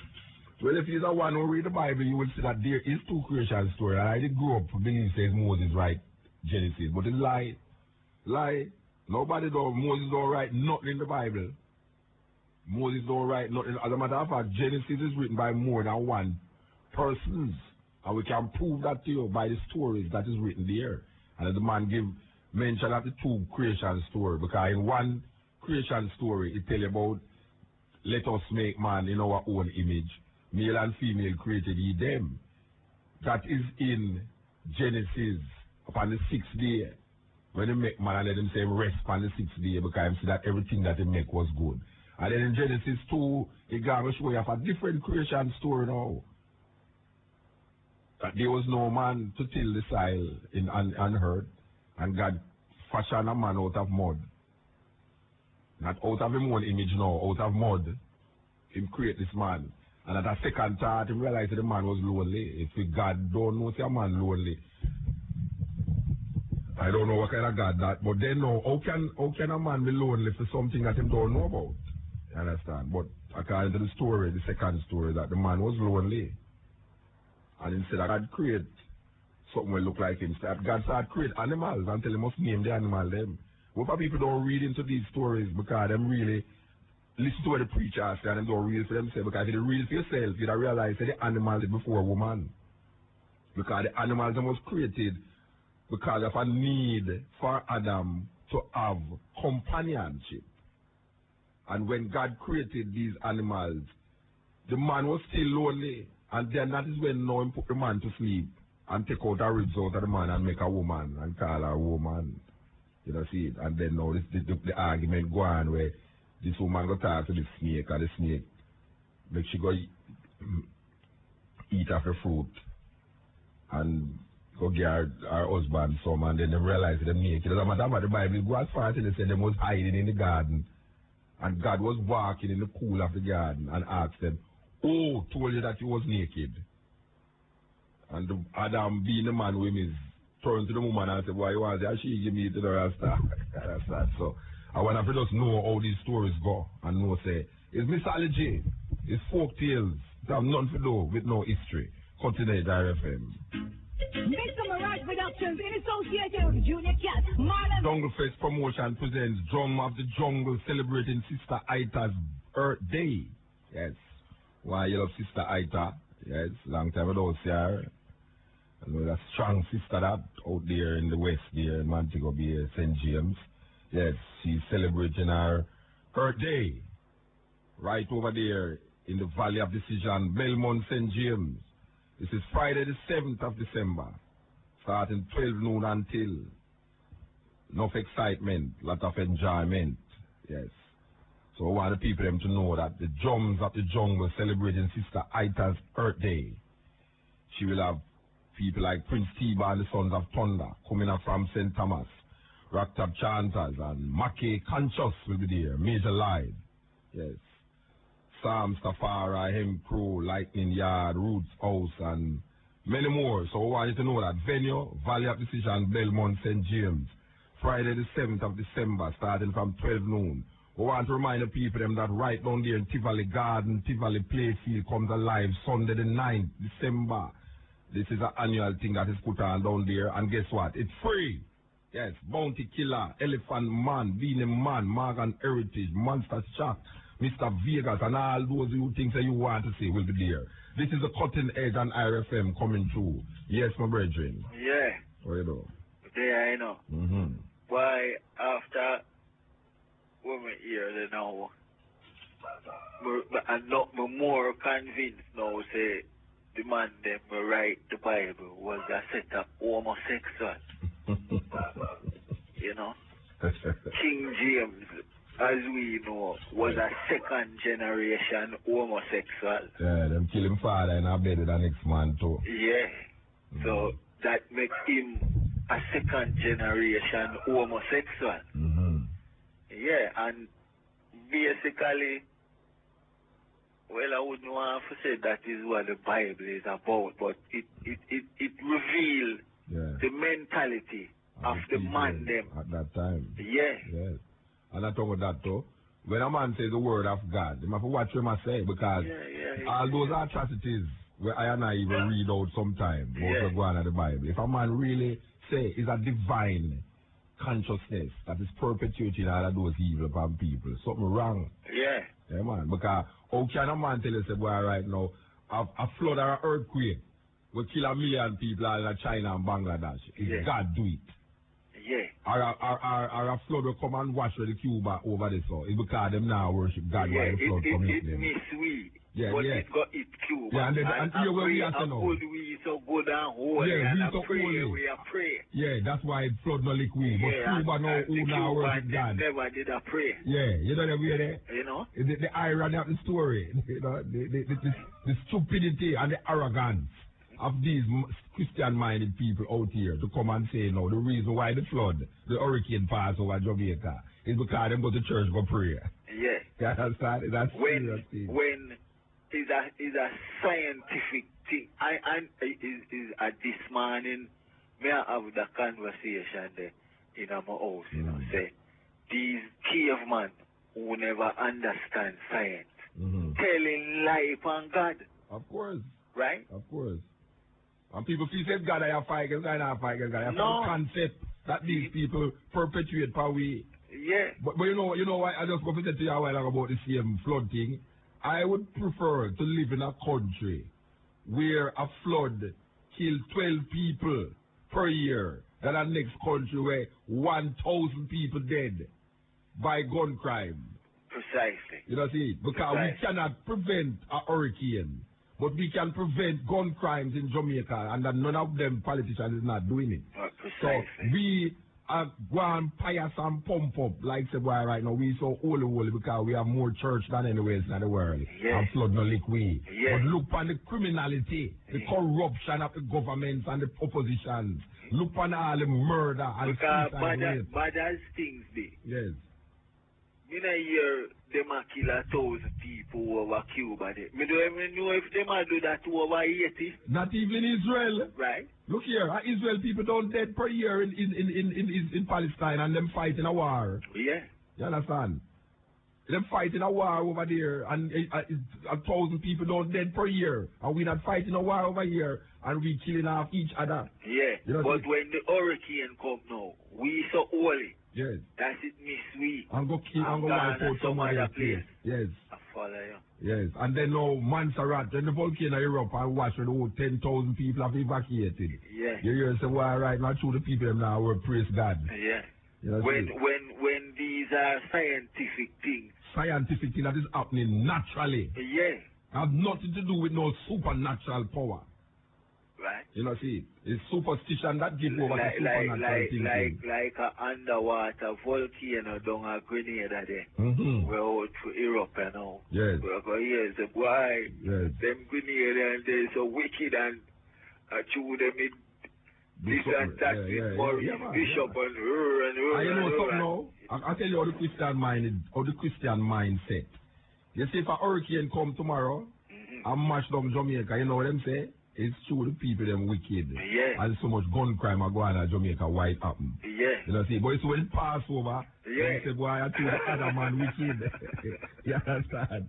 Well, it's a contradiction in right word self, you know what I mean? Well, man, I tell you, you see, when you say something earlier, you know, where God is a white man come and I tell them a thing I know still. Man, I tell you, because if when we assess so, yes. They say where we smoke and where we not smoke. Man, if you put it in the Taliban government, man, you get burned at stake, and you put it in the Inquisition ages, man. Yeah, because, alright, look, when the part where I tell you about the plague, the man, them say, true, we are by infidel. Right? Yes. And chase out the Jews, them and everybody. And the Moors, yes. Yes. Because the infidels, them used to call the Moors, them infidels. And now, you know the weirdest thing now the Muslims are called Christians infidels. Yeah. So you say that thing. I want to chase them out of Arabia. Yeah. In olden times, the Romans used to call the Christians pagans. Yeah. You know, see, because them was giving credence to a Christian God. Yeah. And when Constantine come and declare Christianity as a legitimate Roman religion and a state religion, everybody who did not give credence to Christianity under Constantine was seen as pagans. Yeah. So you see how the shift come. Yeah. You know, see? The man, when the Moors go past Spain, the man them say when them say the man them are beard. Twice a day. Devil, witchcraft. Some witchcraft, the man them beard twice a day. Can you hear what them used to do now? Them used to have spies, you know. Yeah. Like you live next door and more now, and you see him beard at the man and go work, and you see him come home back and then beard again. Yeah. And you look over your window and say, wait, how the man not beard this man? You know, him come in my beard again. I have to tell the authorities. Yeah, and right against the edge of the Mediterranean there, from even in a them time there, was a very hot place. Yes. But the people here, you say these things, he says that joke thing, you know. Because people don't know of these things, you know. People hear me come by the country and they talk these things now. People don't, you heard the man just say a while ago. China did have a civilization when Europeans was swinging upon them tail in Europe. Yeah. You see if me ever say that? Oh, Lord. You see if me ever say that? Oh, the white people that swing upon them tail in Europe when Africa was a civilized country. You don't hear some bloodbath guys that come tell about Muta barefoot. Yeah. Rasta man the radio. I talk about white people and swing upon them tail. Last thing, you see the map where you say no, them turn the thing upside down. Yes. May I give you a business idea? We want to see some of the map them we print the right way, you know. But all you have to do, you know, is turn, it's if you have a map of Africa by you, you turn it the other way. Yeah, but the thing says somebody should have get in the business of making the map. Printing the whole globe thing the right way. Make we see it. Well, all you have to do is turn the map round the other way. Turn the map round the other way and you will have the river flowing down and you will have America down, you know, and all these things. Canada Australia up. Yeah, that is where it's supposed to really be. That is how it's supposed to really be, you know. It's not down under, it's up, is up above. over. Up above. Yes. I remember about 2 years ago, you know, I'm a fact, you know, I see that weekend, yeah. I see that daughter that weekend, yeah, and that go university, you know. We are reading on my shop, you know, and she say, heaven is up. So I say, up where? And she points up. So I say, so what do the people them in China, where is underway? Which part them could have point up? Up is where? Yeah. Because the earth is revolving. Yeah. You know, see, so when you say heaven is up, what you really mean? She say heaven is up in the sky. Well, a song did say which way is up. I tell you. Yeah. You know, north is north only because you think you're down below in south. You know? Yeah. East is west and west is east only because you think you're on the other side of east. Yeah, because if you go right round, you know, come back round. Oh, what goes around, come around. Yeah. You know, see. So it's that thing and Columbus theory never so wrong. Him did a try reach east by going west, but he never knows the big whole America in the way. Yes, he never knows how so much thing was in the way. Yeah. You know, see. Yeah, man, give thanks. Yeah, man, protection. Yes. You know, until we talk these things, man, feel say we just talk out a weird and thing, but we're talking out a weird and we are talking about all even through questioning authority. Because enough people don't want to use them God-given intelligence based upon how them view this God-given thing. You know, because man, I tell you, say God give him intelligence. I don't know where God see and put it in there, but within the level of consciousness, if a man have him intelligence and a man bring something to him and him see that thing as truth, and him don't examine that truth and just gulp it down so. Him going go just be led. And I know black people in Jamaica love to be led. Them don't like to reason out things. And you see that every Sunday you see it.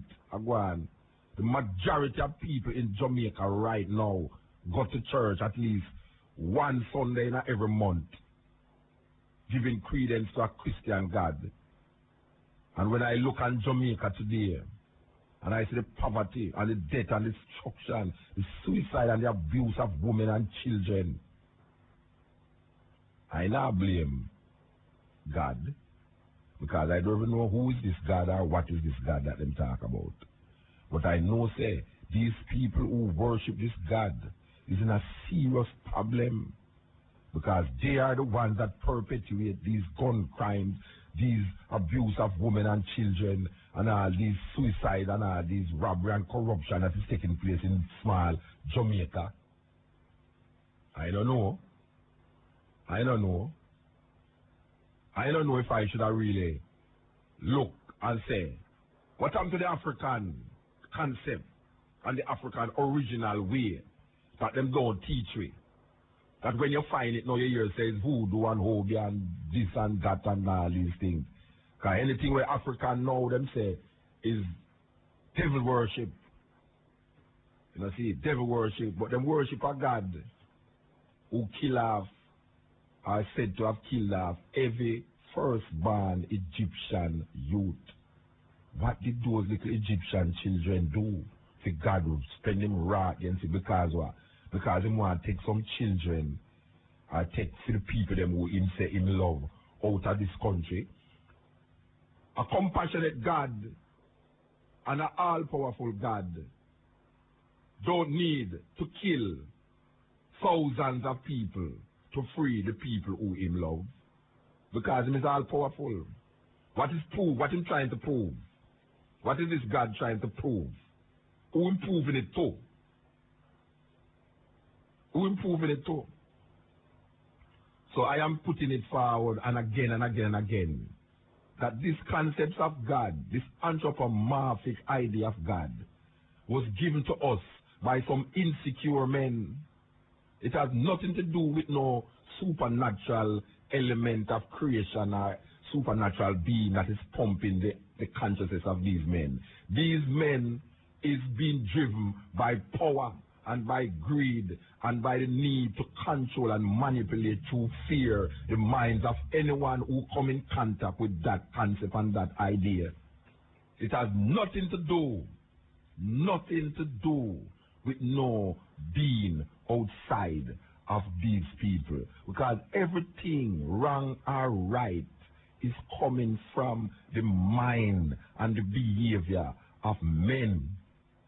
Yes, everything that is wrong or right, because there's no idea of wrong and right outside of the mind of man. There's no idea of wrong and right outside of the mind of men. Wrong and right don't exist nowhere else but in the minds of men. So when a man I tell you, say, well, I know the devil out there so, and God out there so, it's because he don't want to take responsibility for the evil and the cruel acts of oppression and degradation that he perpetuates every day against his fellow man. So I have put it forward again, and we have been putting it forward for years, that God is an illusion in the minds of man, and the devil is an illusion in the minds of men. All of these was created by the minds of men, and the only way you can manipulate yourself out of these things is to get rid of all of these little religious mentality that is created by these gods, that was created by these men who is insecure in them thinking and in them way of life. I come here so now as an African person in the 21st century, and you ever bring a book to me with some guys who did run up and down in the wilderness, don't know where they are, these are them going, who never understand life as how I know it today. And you're going to tell me now, say, I have to go now, book by book, page by page, and live according to this book. Then what happened to the experience of my experience in this time? You mean say don't count for nothing? I look at the Bible and I see good things and I see bad things. But why you come push it pan I until I say, well, if I don't live this way, it's so, I'm going to dead. They want to all these millions of people who don't know about nothing about the Bible and they will read nothing about the Bible, who have them own idea and perceptions of life that don't count for nothing. You mean say the God of creation who made everything on earth only come for a select set of people named the Israelites who did live thousands of years ago, if they did ever live. When I credence to these things with people right now, and we must create that spiritual awakeness that will be able to free us from all of these oppressive states, white supremacy, capitalism, communism, socialism, democracy, all of these things. We need to free ourselves from it. Free ourselves. Because none of these leaders have the interest of the mind, the people them at heart. And anytime them teach you, you get stupid. Anytime them teach you, you start to react and behave in a way that is inhuman and inhumane. When you look on all that we're going in the world today, when you look on all, I hear people that tell you, say, well, right now, you know, the thing we're going September the 11th, you know, the man crashing out, the man crash building and kill all the set of people, the man tell us, say, boy, right now, Ghana church, the man them say, never in the history of America, church was so filled in the week of that crash. It's when the crash happened now, the people them turn to God now. But the crash don't happen already. So where was God when the plane was crashing in the building? So them think that God going to come now because them praying. Praying to who? Who them praying to? To what are they praying to? People go to church every Sunday to them praying. Them praying for win lottery. Them praying that them pick the pass exam. Them praying that them win football. Them praying that somebody, them man come back to them. Them praying that them woman come back to them. Them praying that them find back the little watch for them last yesterday. People praying for some little obscure and unnecessary things. And when we look at what is going on, them having prayer breakfast for the criminality that's going on in the western part of this island, them pray for all sorts of things. Everybody's praying. And the more them pray, is the wickeder the heart become, and hardened the heart become. The more them pray, the more corrupt their minds become. And if the leaders continue, the people will have to lead. Because if the people lead, the leaders must follow. That is what one great man said. And for those of them who is controlling the minds of the people with them Christian beliefs and Christian thinking, and so them find God. You know, we read a story where a great man say, and the great man say, follow the person who is searching for God, but run away from the person that say them find him. That's not the exact word, but it's so it go. The gist of the matter is there. Him say, follow the person who is searching for God, but run away from the person who tell you that them find him. I was reading that woman up at university one night, and she said, yeah, what is he? And I say, so why you can't say it? And why you can't stop give genders to God? The concept that you hold to. Because God is a concept. God has nothing to do with nothing more than a concept. It's a thing in your mind. So why you have to say he or she? Why you can't say it? She said, no, you can't call my God it. He is real. I say, right. Whoa, you know. But it's very difficult. It's very difficult to come to this understanding if you get stuck in a little belief system, you know. It gets very difficult. As a matter of fact, it almost come blasphemous.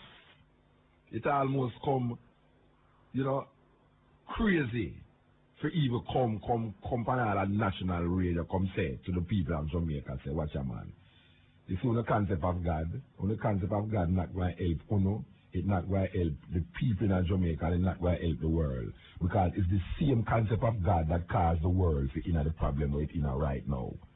We are declare that. So if you continue with the same concept, or you expect something new to happen to you, because every day you look, you see things get worse. Every day. And people feel say it's getting worse because they're not praising Jesus. But most people do this thing. Most people do it. There's no shortage of praise in Jamaica. Every little open land you see a tent there. And little more you see a big church building there. I reason with a person this weekend, yeah. And when I reason, I said, Baz, him said, boy, Muta, you're a dangerous fellow, you know. You're a dangerous person on the radio. I said, why you say that? He said, you're inciting the people there, man. You're inciting me. I said, what are you inciting the people there about? Look here now. Why don't you keep telling the people them that you don't want to build the church and collect their money, and you don't have them be a part of the ownership of the church? Because it's one man and his family own most of these church where you say I go up now. And if a man wants to go, I hear a brethren say when him leave university, him going to build a church. And it's not theology him doing at the university. Him into something other than theology. But him feel say when him going to build a church. Him going to build a church because him see say money can make out of it. And that is the way to go now because it's tax free. It's tax free. Why is it that Jamaica is so much deficit for money and the church collects so much money in Jamaica and they're not paying no tax? Why is it that the church is tax free? This is a whole colonial European mentality that has perpetuated itself, will tell you say, because the church is a church of the Lord, it was tax free. This is the 21st century. The church is not giving no money to the Lord because there's a story about the preacher who collect the people their money and them say, look, you're going to throw the money up in the ear. Anything where God take is for him one and anything where drop a gun on my own. Yeah, that's right. So it's a thing.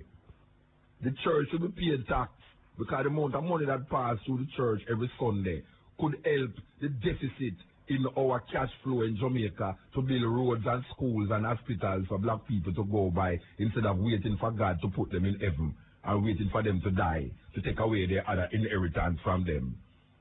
The church needs to pay tax in Jamaica. What kind of mentality is that continue in the 21st century to say the church must pay tax? Give me one good reason why the church must not pay tax. Why is the church exempt from tax in Jamaica when we don't see the church money? We're not talking about food for the poor and all this, because most of this food for the poor place is not church give them the money. It's little organization that is outside of these churches. A lot of these poor relief places is funded by other people other than the church. But if you should look at Jamaica, as Jamaica is, them say Jamaica have the most church per square mile per capita than any other country for its size. And if you should just examine how much people in 1 square mile, how much church you see, and every Sunday, them church they cock, and every Sunday them collect money. And if poor people even drop $100, because poor people now go to church again with no 10 cents for drop another plate. Them now no plate collection. A box and bucket them and they walk around with nowadays. You know, see the plate. First time I used to go to Baptist church with my granny, they walk around with a plate. And everybody can see everybody a show. Then sometimes you see them have a little bag, like a bingo bag, and them just drop your money, nobody can see. But me can bet you say, when people go to church in these times, which me not really go, but a man can call me and tell me, that a man now put less than $50 in the plate. You understand? And then church they cock. So you can just imagine in 1 square mile of church how much money collect.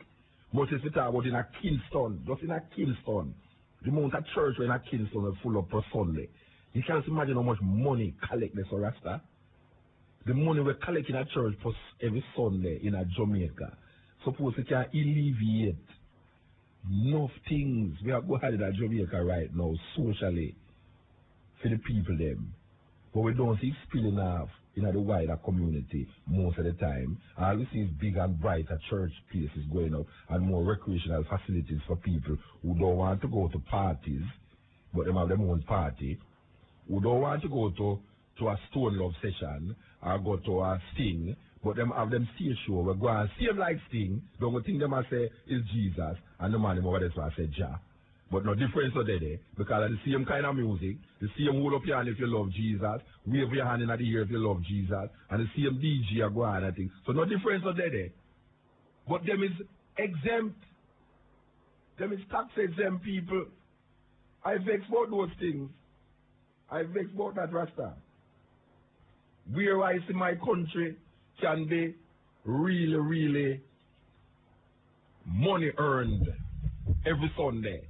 The biggest part of that money earning aspect of Jamaica is lost in what you call religion. Because our leaders give credence to religion. You know, in Arab countries where the Muslims are, them don't take interest for money in the bank or anywhere. It is against them religion to take interest for money. In Jamaica, the interest rate is sometimes more than what you pay for the something. You understand? And this is a Christian society. And when somebody you be attacking, I say, Muta, what you against Christian? I have enough things against these people in Jamaica that lead the people astray. Jeremiah 23 said, woe to the shepherd that lead the people astray. That's a true thing. Them leading the people astray. With them mythology, with them lies, and with them deceit and corruption. It go right across the board. And I want to warn my Rasta brethren them in a Rasta. Because I say, I only if a Rasta look like them want to come turn around Rasta in some little Christian thinking. And I still have the same ideas. Let me do a shift. Jesus to Haile Selassie. And shift so little crazy talking to Rastafari. We must stop it. We must stop it. You know, see it? Because if a man attacks so Rasta is not a religion, it's a way of life. Him can't have no religious processions and then I come tell you about I see him like a Rasta thinking more right than the Christian thing. When you really check it, all him a do is switch, whatever I say, is switch one thing for the next, but it's the same thing in a disguise. Enough Rasta will say I do that, and they must stop it. You know, see it, you must stop it, because your children, they want to come and fight against Rasta, see them like how you are fight against the Christian them. Yes, cutting edge. Yes. My Lord. Bless him. How you do, Jesse? Well, Muta. Over there. Right, did you hear the program? Yeah, man. The program you hear about our church. Yeah, we just have a talk by our brethren, a bishop, where I leak down the Adam and Eve story and the virgin birth, and I show man say, well, right now, a man for just get real, you know. So simple, just get real, you know. So, you know, man. Yeah, man, today I follow the vibration and I hear Garnet as usual. Yeah. I know the Garnet has to put on a patent on his voice, so it's unique. I hear a bunch on fire everlasting. Yeah. Give thanks. Yeah. Okay, so now. Hey. I reach up to 99 and I and the eye and Garnet at about Wall Street, them kind of Wall Street in the Dow Industrial, I climbed to 11,500 level to 12,000 points. And a virgin call, I said, oh, yesterday I'm respecting about me now, follow up on one and call Wall Street make me rich. And I tell him to pull in money and run. And he said, no, sir. But from 20,000 to now, at 3,000 points, Wall Street lose. So all that money invest get a beaten. All Jamaica. No, all of them don't get a beaten. So I want to know all the virgin now. On vibes, Steve. No, I say all of them don't get a beaten. Because Wall Street seems to be going stronger now. Since September and everything. The war, balance it now. No, that means maybe a man create a war to make Wall Street get more powerful. That's exactly what I want, but that's why I show the virgin now. Still, Wall Street is a casino. More until all the bank of them in Jamaica, because you know where the bank of them in Jamaica do. Remember, say, the crisis we go through the other day, you know. I went Paul Singh go buy a bank of Miami and a trade on Wall Street to be the first Caribbean youth a trade on Wall Street, you know. And chaos happening, you know, easy merchant, tumble, and the thing tumble over and fintech come take over. But the bankers then still invest on Wall Street, not knowing and realizing that it's that gangster run casino. And them guys don't want to show them and them to know that. Because when they're ready to cash it, them cash it and bed. And then when they're ready to make it billionaire people won't lose. Now Wall Street lose 8 trillion, some money lose. By 2000 to now 8 trillion them lose. Now one upper pocket is going on. So, poor people, one like Bank of Jamaica, and poor people don't know them things there. So we are Minister of Intelligence, you have to know. It's what I answer, my lad. And remember, church. A church with the people, because we're done a state and church, you know. A church and state. Yeah, church and state. And that we know. It's the people, them don't want to see, say, their life is being controlled and manipulated by a force that them feel says outside there, but it's really inside of them, the force there. It has been imprinted and indelibly put there. That a one who feels, say, you know, is him that do the thing, when it's not really him, but him is controlled. You know, it's very difficult to tell a man him is controlled when him don't see nobody around him and control him, you know. But him don't know about psychology. The people them still wait for Jesus to come. You feel so? More than ever. What do you mean if them still await? Them still await? I tell you to the church, them cock a Sunday. How are you talking about? Them feel that you what the Christian faith do now. The Christian faith make you feel say the worst thing is the worst socially and economically and politically, the worst things is the nearer Jesus is. And that is a weird concept, you know. That most people who give credence to Christianity, anytime things get bad, it's that time you hear them feel say Jesus Christ is near. And anytime things get good, Jesus Christ look like it far because you're not supposed to rich. You know, see, so a man who rich now, a man tell you, why if you're rich, you're farther from God. But if you're poor, you're nearer to God. You know, it's them kind of concept there. We can't understand the concept there. You know, the people that are so far, they're not out to live in that. They have nothing, you know. And anytime some disaster take them say God they're near. So they go to church more. But at the same time, they're all right now. To them say God they're far. You know, there's a saying within the culture of Jamaica and the Caribbean, I say, if you think about diamond, you think about vanity and that's all fear or drop out or suffer. You never know that too. Well, white people are think about it and them is controlling the whole world. The Jew, them are think about it and it's them controlling the whole world. Well, between I and the whole black man Republican cut diamond and some black Indian in India, in Bombay. Other than that, it's just the white Jews control it, you know. So it's a thing now, you know, the black people live. I don't know not about them thing there. It's a thing. It's a terrible thing. It's depressing, Rasta. It's depressing.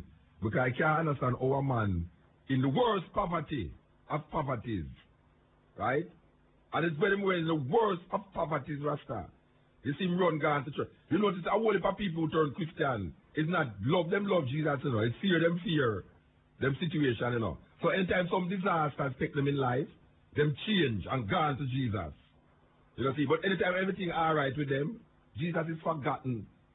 You know, see. So it's only in times of trouble, according to the song, them call upon Jesus. But when everything alright with them, they don't talk nothing about no Jesus. So you see, too, everybody in a sufferation now and this and that and murder rate and thing. No people go to church because them people when them go to church, everything will go alright and get worse. It's worse.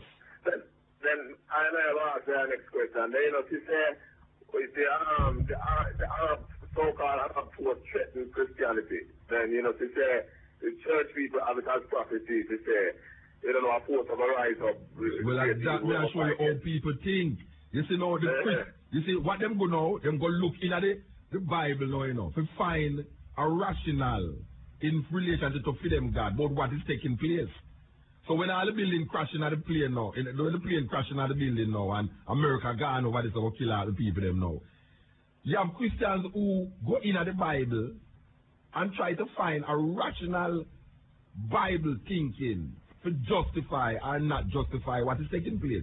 Instead of seeing, say, America foreign policies is what is causing all of these things. a whole heap of time. And America need to revise them foreign policy. Man start going to Bible and I say, see there, you know, so this must have, Revelation 18, it said this about, And Revelation 18 have nothing to do with no building a crash and no building, Rasta.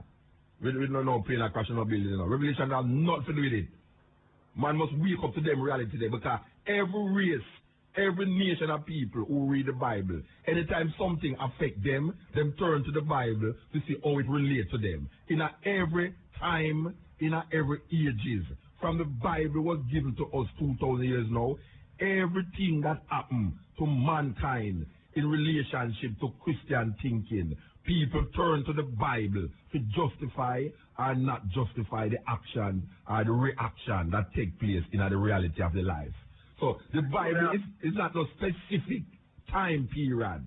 The Bible, man use the Bible to transcend the time period where you live in. But when you live in that period there, if something happen, you say, see that the Bible here. They don't know sitting at the Bible as I see it there. Just like how some man look at the Bible and say, boy, I listen to the Almighty sitting at the Bible there. That means if he never have the Bible, he wouldn't know that, He wouldn't even come to that conclusion. A man look at the Bible and say, see there, in a Leviticus, it tell you say homosexuality wrong. He couldn't come to that conclusion. The Bible is looking for the natural order of things, You know, see, you have to turn to the Bible. Yeah, man. They don't say the Bible tell you say homosexuality is this and that. They suppose Leviticus never say it. You only understand say that.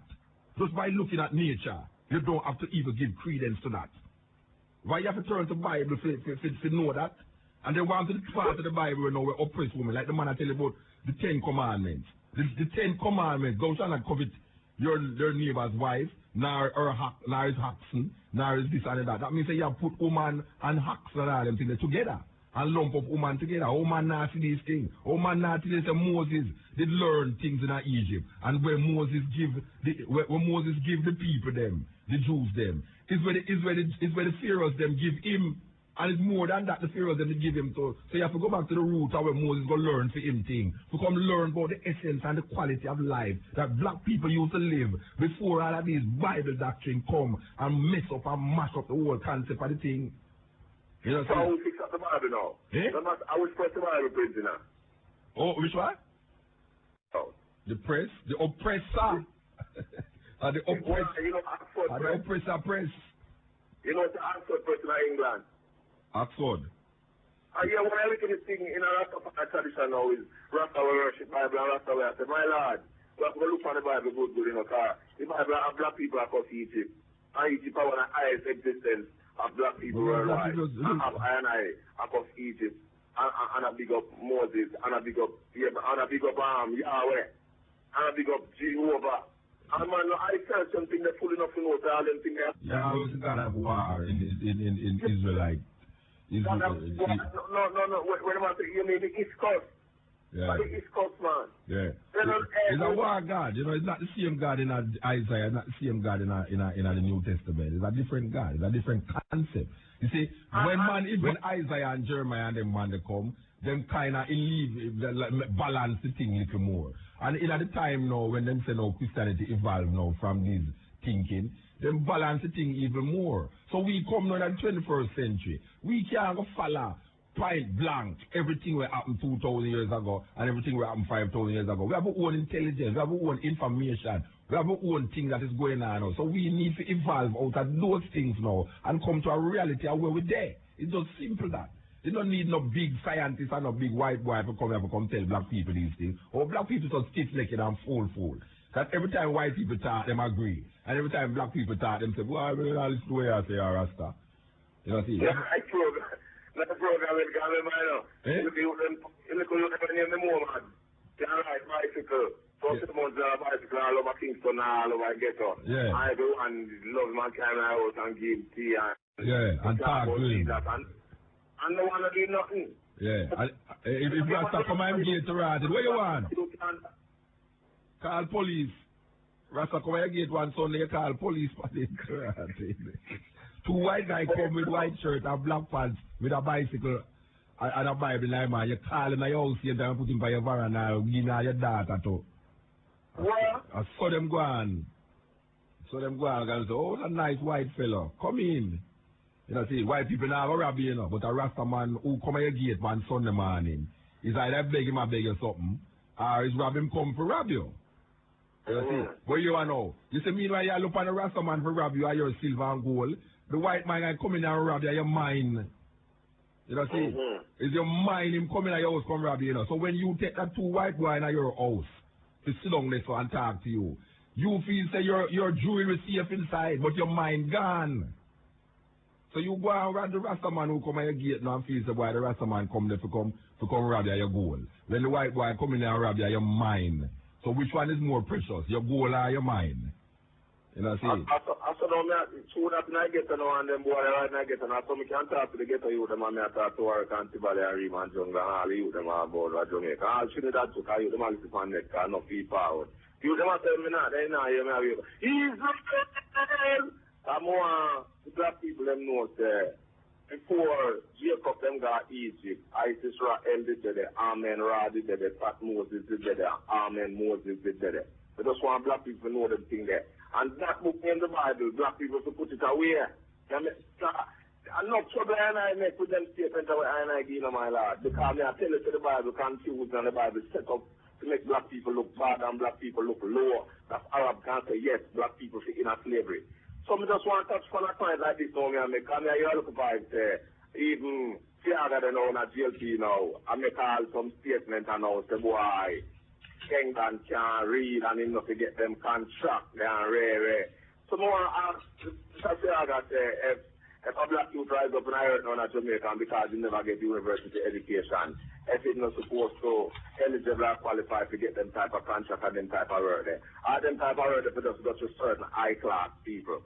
That thing that I get you to come from Canada and when I have on bush there and go down a race course and come till bottom there now. And then time they will ride one little S90 bike, you know. To come straight up come to them thing. And then again, it might be the house them strong Matalan and me the same work at done pan time. So what is this now with Aga's Syria now? Then you know, no black man up in them position there. Is that what Jamaica gone to now?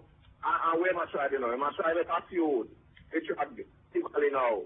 They got to drop Timali now. They got against Jungle now and TMP and Labour right now. We take it into a personal gangster war. Now, Mr. Jamaica to broke up in a gangster war now. So you think that to Mr. Siaga now, no. There's not enough grass in a Jamaica for Siaga to snake call you know. And the next thing you got to tell Shenko, so what Siaga don't pay him the mind. Taking time and do him at the car. All Siaga want to do is drug of violence. You take him off a team shop. And they have to lift them down because justice is justice. So what the two shall have them to the eye now. And about not PMP, you know, the PMP, a certain PMP eat food and not PMP eat and not labor rights to eat. And so they must supplicate even a power and labor rights a role, PMP to eat, and it's so called violence. So people they know that those in the bias in it. This should not come from and never to this thing to Jamaica now. And I don't say I'm not done in a people rights to the prominence, you know, and get nothing out of earth, you know, who not dead gonna prison, you know. So just want everyone know that in Jamaica. Can the partial sit down in Jamaica now, you know?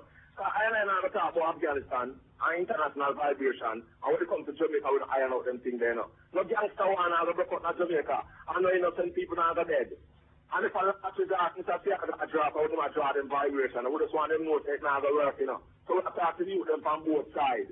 So them to make up their mind and organize to go unite and go to Africa to go trade stone, precious stone. Get me a tell Tribalism and Jungle and work at there. If you know ever meditate to go unite on Africa, because you can't trade them things without army. You have to know them things there.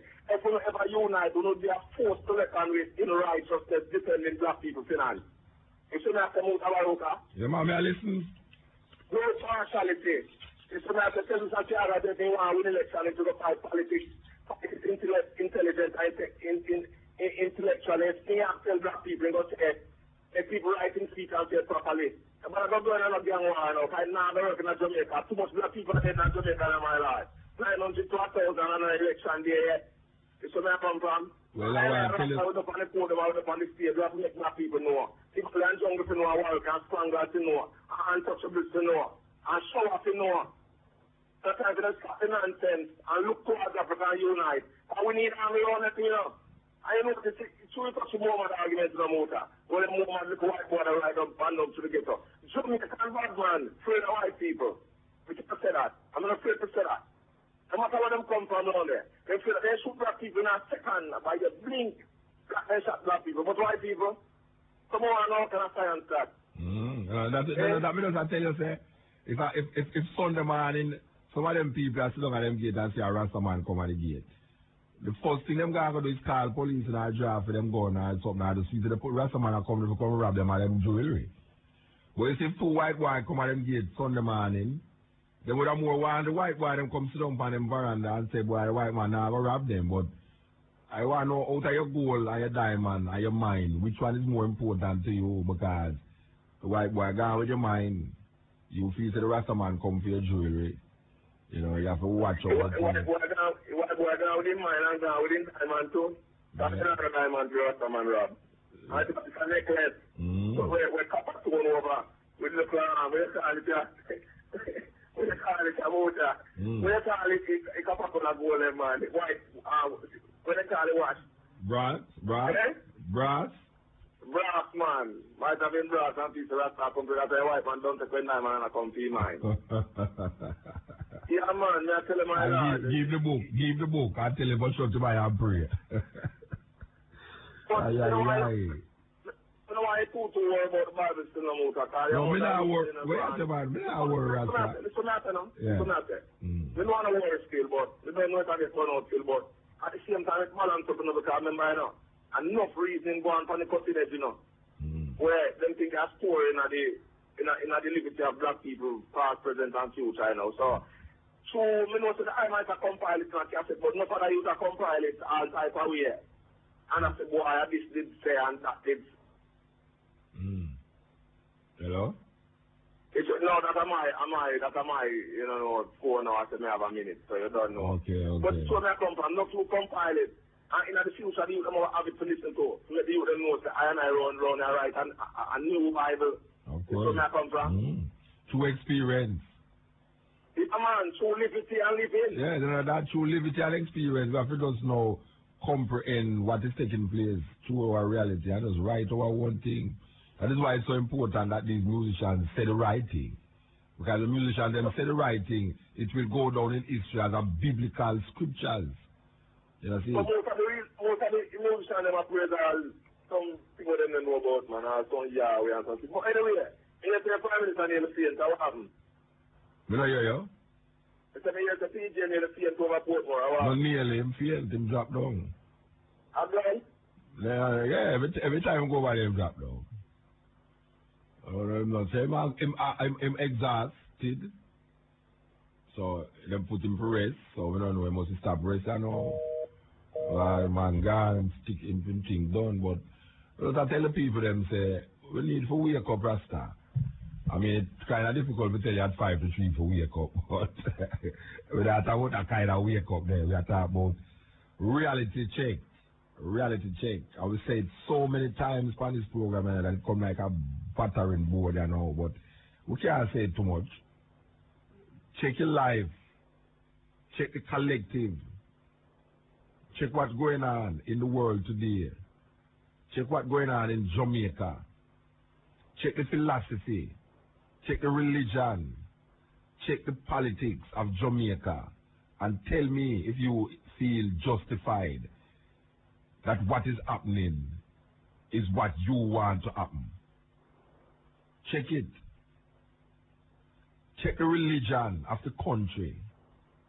And tell me if the people them who you say carrying out this religious practice and religious belief is nation builders, is role models, is people who is defining a certain quality of life that is necessary for your children to come live. Check the politics of the country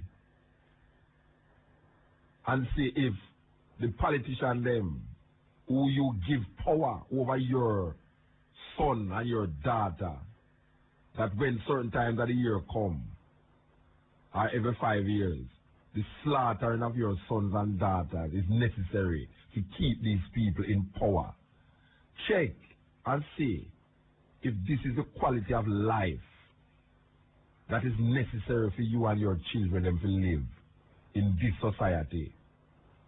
And if your answer is yes, this is the quality of life, well, just make it continue. Just make it continue. But if you just have a doubt in your mind, say, Why? This is not what we want. This is not what I want for Jamaica. This is not what I want for the people. This is not what I want for myself. Then you are guilty of not waking up to a greater light in yourself. You are guilty of not questioning and analyzing and think for yourself. But because some people give up them political idea, you know, but you see them religion now, them scared. And that is the problem with this thing named religion. Because while the society will make you go to church no matter how you look, when them not going to make you go to school no matter how you look, you have to fight for go to school with locks. You have to fight for go to school with afro. You have to fight for go to school with a different religious belief. Because I stand up this morning and I listen to a school, them are called, ring the bell for school start. And I listen to the school and I hear them as preach. When them give the national anthem and them give the waiting there. And then them going at this religious sermon. And I am saying, wow, they suppose everybody there is not of that religion. How them come to grips with that? But you know where I hear the youth them I say? The youth them I say that the teacher them I say, if them now come at devotion, them not to come on a class. So whether you're Muslim, whether you're Buddhist, whether you're Rasta or not, if you decide as a youth or as a parent that your child must not take part in Christian devotion, you're liable to get expelled. That is the thinking what we have in Jamaica, as the society where we live in. You know, see, the society will tell you, say, well, right now, you see, right now, this is a Christian society, and you have to do, you know, I'm going to fight against Taliban, or the Taliban. It's no different from the Taliban, because the Taliban said, well, right now, you can't go preach Christianity under the Taliban government. You can't preach Christianity under the Taliban government. Them think they're liable to get you killed. But them draw themselves from these things. Take themselves out of these things and say, no, that couldn't happen in Jamaica. But it happened right now with nose. Maybe that as blatantly as killing you by shooting in your head. But killing you intellectually. Killing you in a more subtle way. Because them tell you, say, you have to get devotion. You go to a school, you must have devotion. And everybody who having devotion is giving credence to Christian thinking, Jesus Christ and the God of the Bible. Every one of them is doing this. That means, say, if you don't have no chance, if you decide, say, well, right now, you're not taking part in it, but you guys sit down in your classroom until devotion done. The principal went to come there and say, oh, you're not in devotion. And you say, sorry, sir, but I don't give credence to the Christian God. Out you go. Out you go. You know what I'm saying? I'm not tolerance. What I'm saying? I'm not tolerance. I pray tape with man and I praise Jesus. I talk to people every day. You know, see it? People come amongst me, I work with people, people work with me, but don't even have nothing but Rasta in their mind. You know, see it? It's a weird thing. It's a weird thing we live in this society, Rasta. And things not getting better because we now root out the cancer. You know, see it? We are pricky it up, put paper upon it and show a little, you know, rub tiger balm over it or something. We are do. You know, we're not going at the root and dig it out. The politics and the religion corrupt to the core. When you can reach a pass now, when you can reason with a pass and a pass tell you say, well, I'm going to build my church, yes. I'm going to build a church. Yeah, man, I'm going to build my church. You know, see it? That's a fever vision. Every young youth right now, we are third pass, I get ordained, or what them call them. Them I look for go build a church. And so the youth tell me, say, boy, when they left university, I'm going to build a church, I'm going to go preach. And I say, yes, boss, go and do it. This is the money there. This is the money there. Nobody can stop you. Earn money. I just so it go. Bless said goodness and all that is of positive to you and the family. What you say? Me there. Nice. Give thanks for the head upliftment of the people, you know. Yeah, you don't listen to the talk by the man? Yes, man. What you chat say? Right. So they on from the start, man. Yeah, man, give thanks. Yes. The development here so is that I want to respond to some of the things and just make a quick statement, you know. Yeah, them say it's 3 years to catch Bin Laden. Them take what? Them say it's 3 more years to catch Bin Laden. What that them say? Yeah, that them I say. Them say them kill one of them son today. Watch there. All right, information or misinformation. When it's set up to be attacked, and what is the domino theory that they are putting forward, right? Domino theory, of course, meaning going forward and taking over the islands and all that. Yes, yeah. Is it a 3-year solidification campaign with them depend? It is something to look at. To respond about the Moors, of course the Moors are Muslim, about baths and all that. Islam creed that one prays 5 times a day and make salat by washing and so forth. So again, that whole element is something where is part of the tradition. Yeah. In all the denominational forms, it was forced on us, so we must refuse Christianity from that viewpoint. So, to empower what the ayah say about the Christian forward. Paul, commissioned by the Roman authority, was a soldier and fell on his face to Damascus, which was most possibly a story. We also see that the whole allegorical element, then Christianity came into being. This whole Essene upper rock life of Jesus is not lived as it is now. So it is claimed that this is Paulianity and Romanism and not really Christianity. So the Essenes. The Essenes. Right. My statement here so ingoing is that this is the empowerment that we must establish liberated agenda for our children and our future. What is culture? We must define that and live it in an implementational way. What is the agenda for African people? We have sons and daughters of slaves in Colombia, Mexico, Panama, Peru, and black people in Philippines and the atoll. They are looking to us, people here in Jamaica, on some levels, for liberation and an outlook.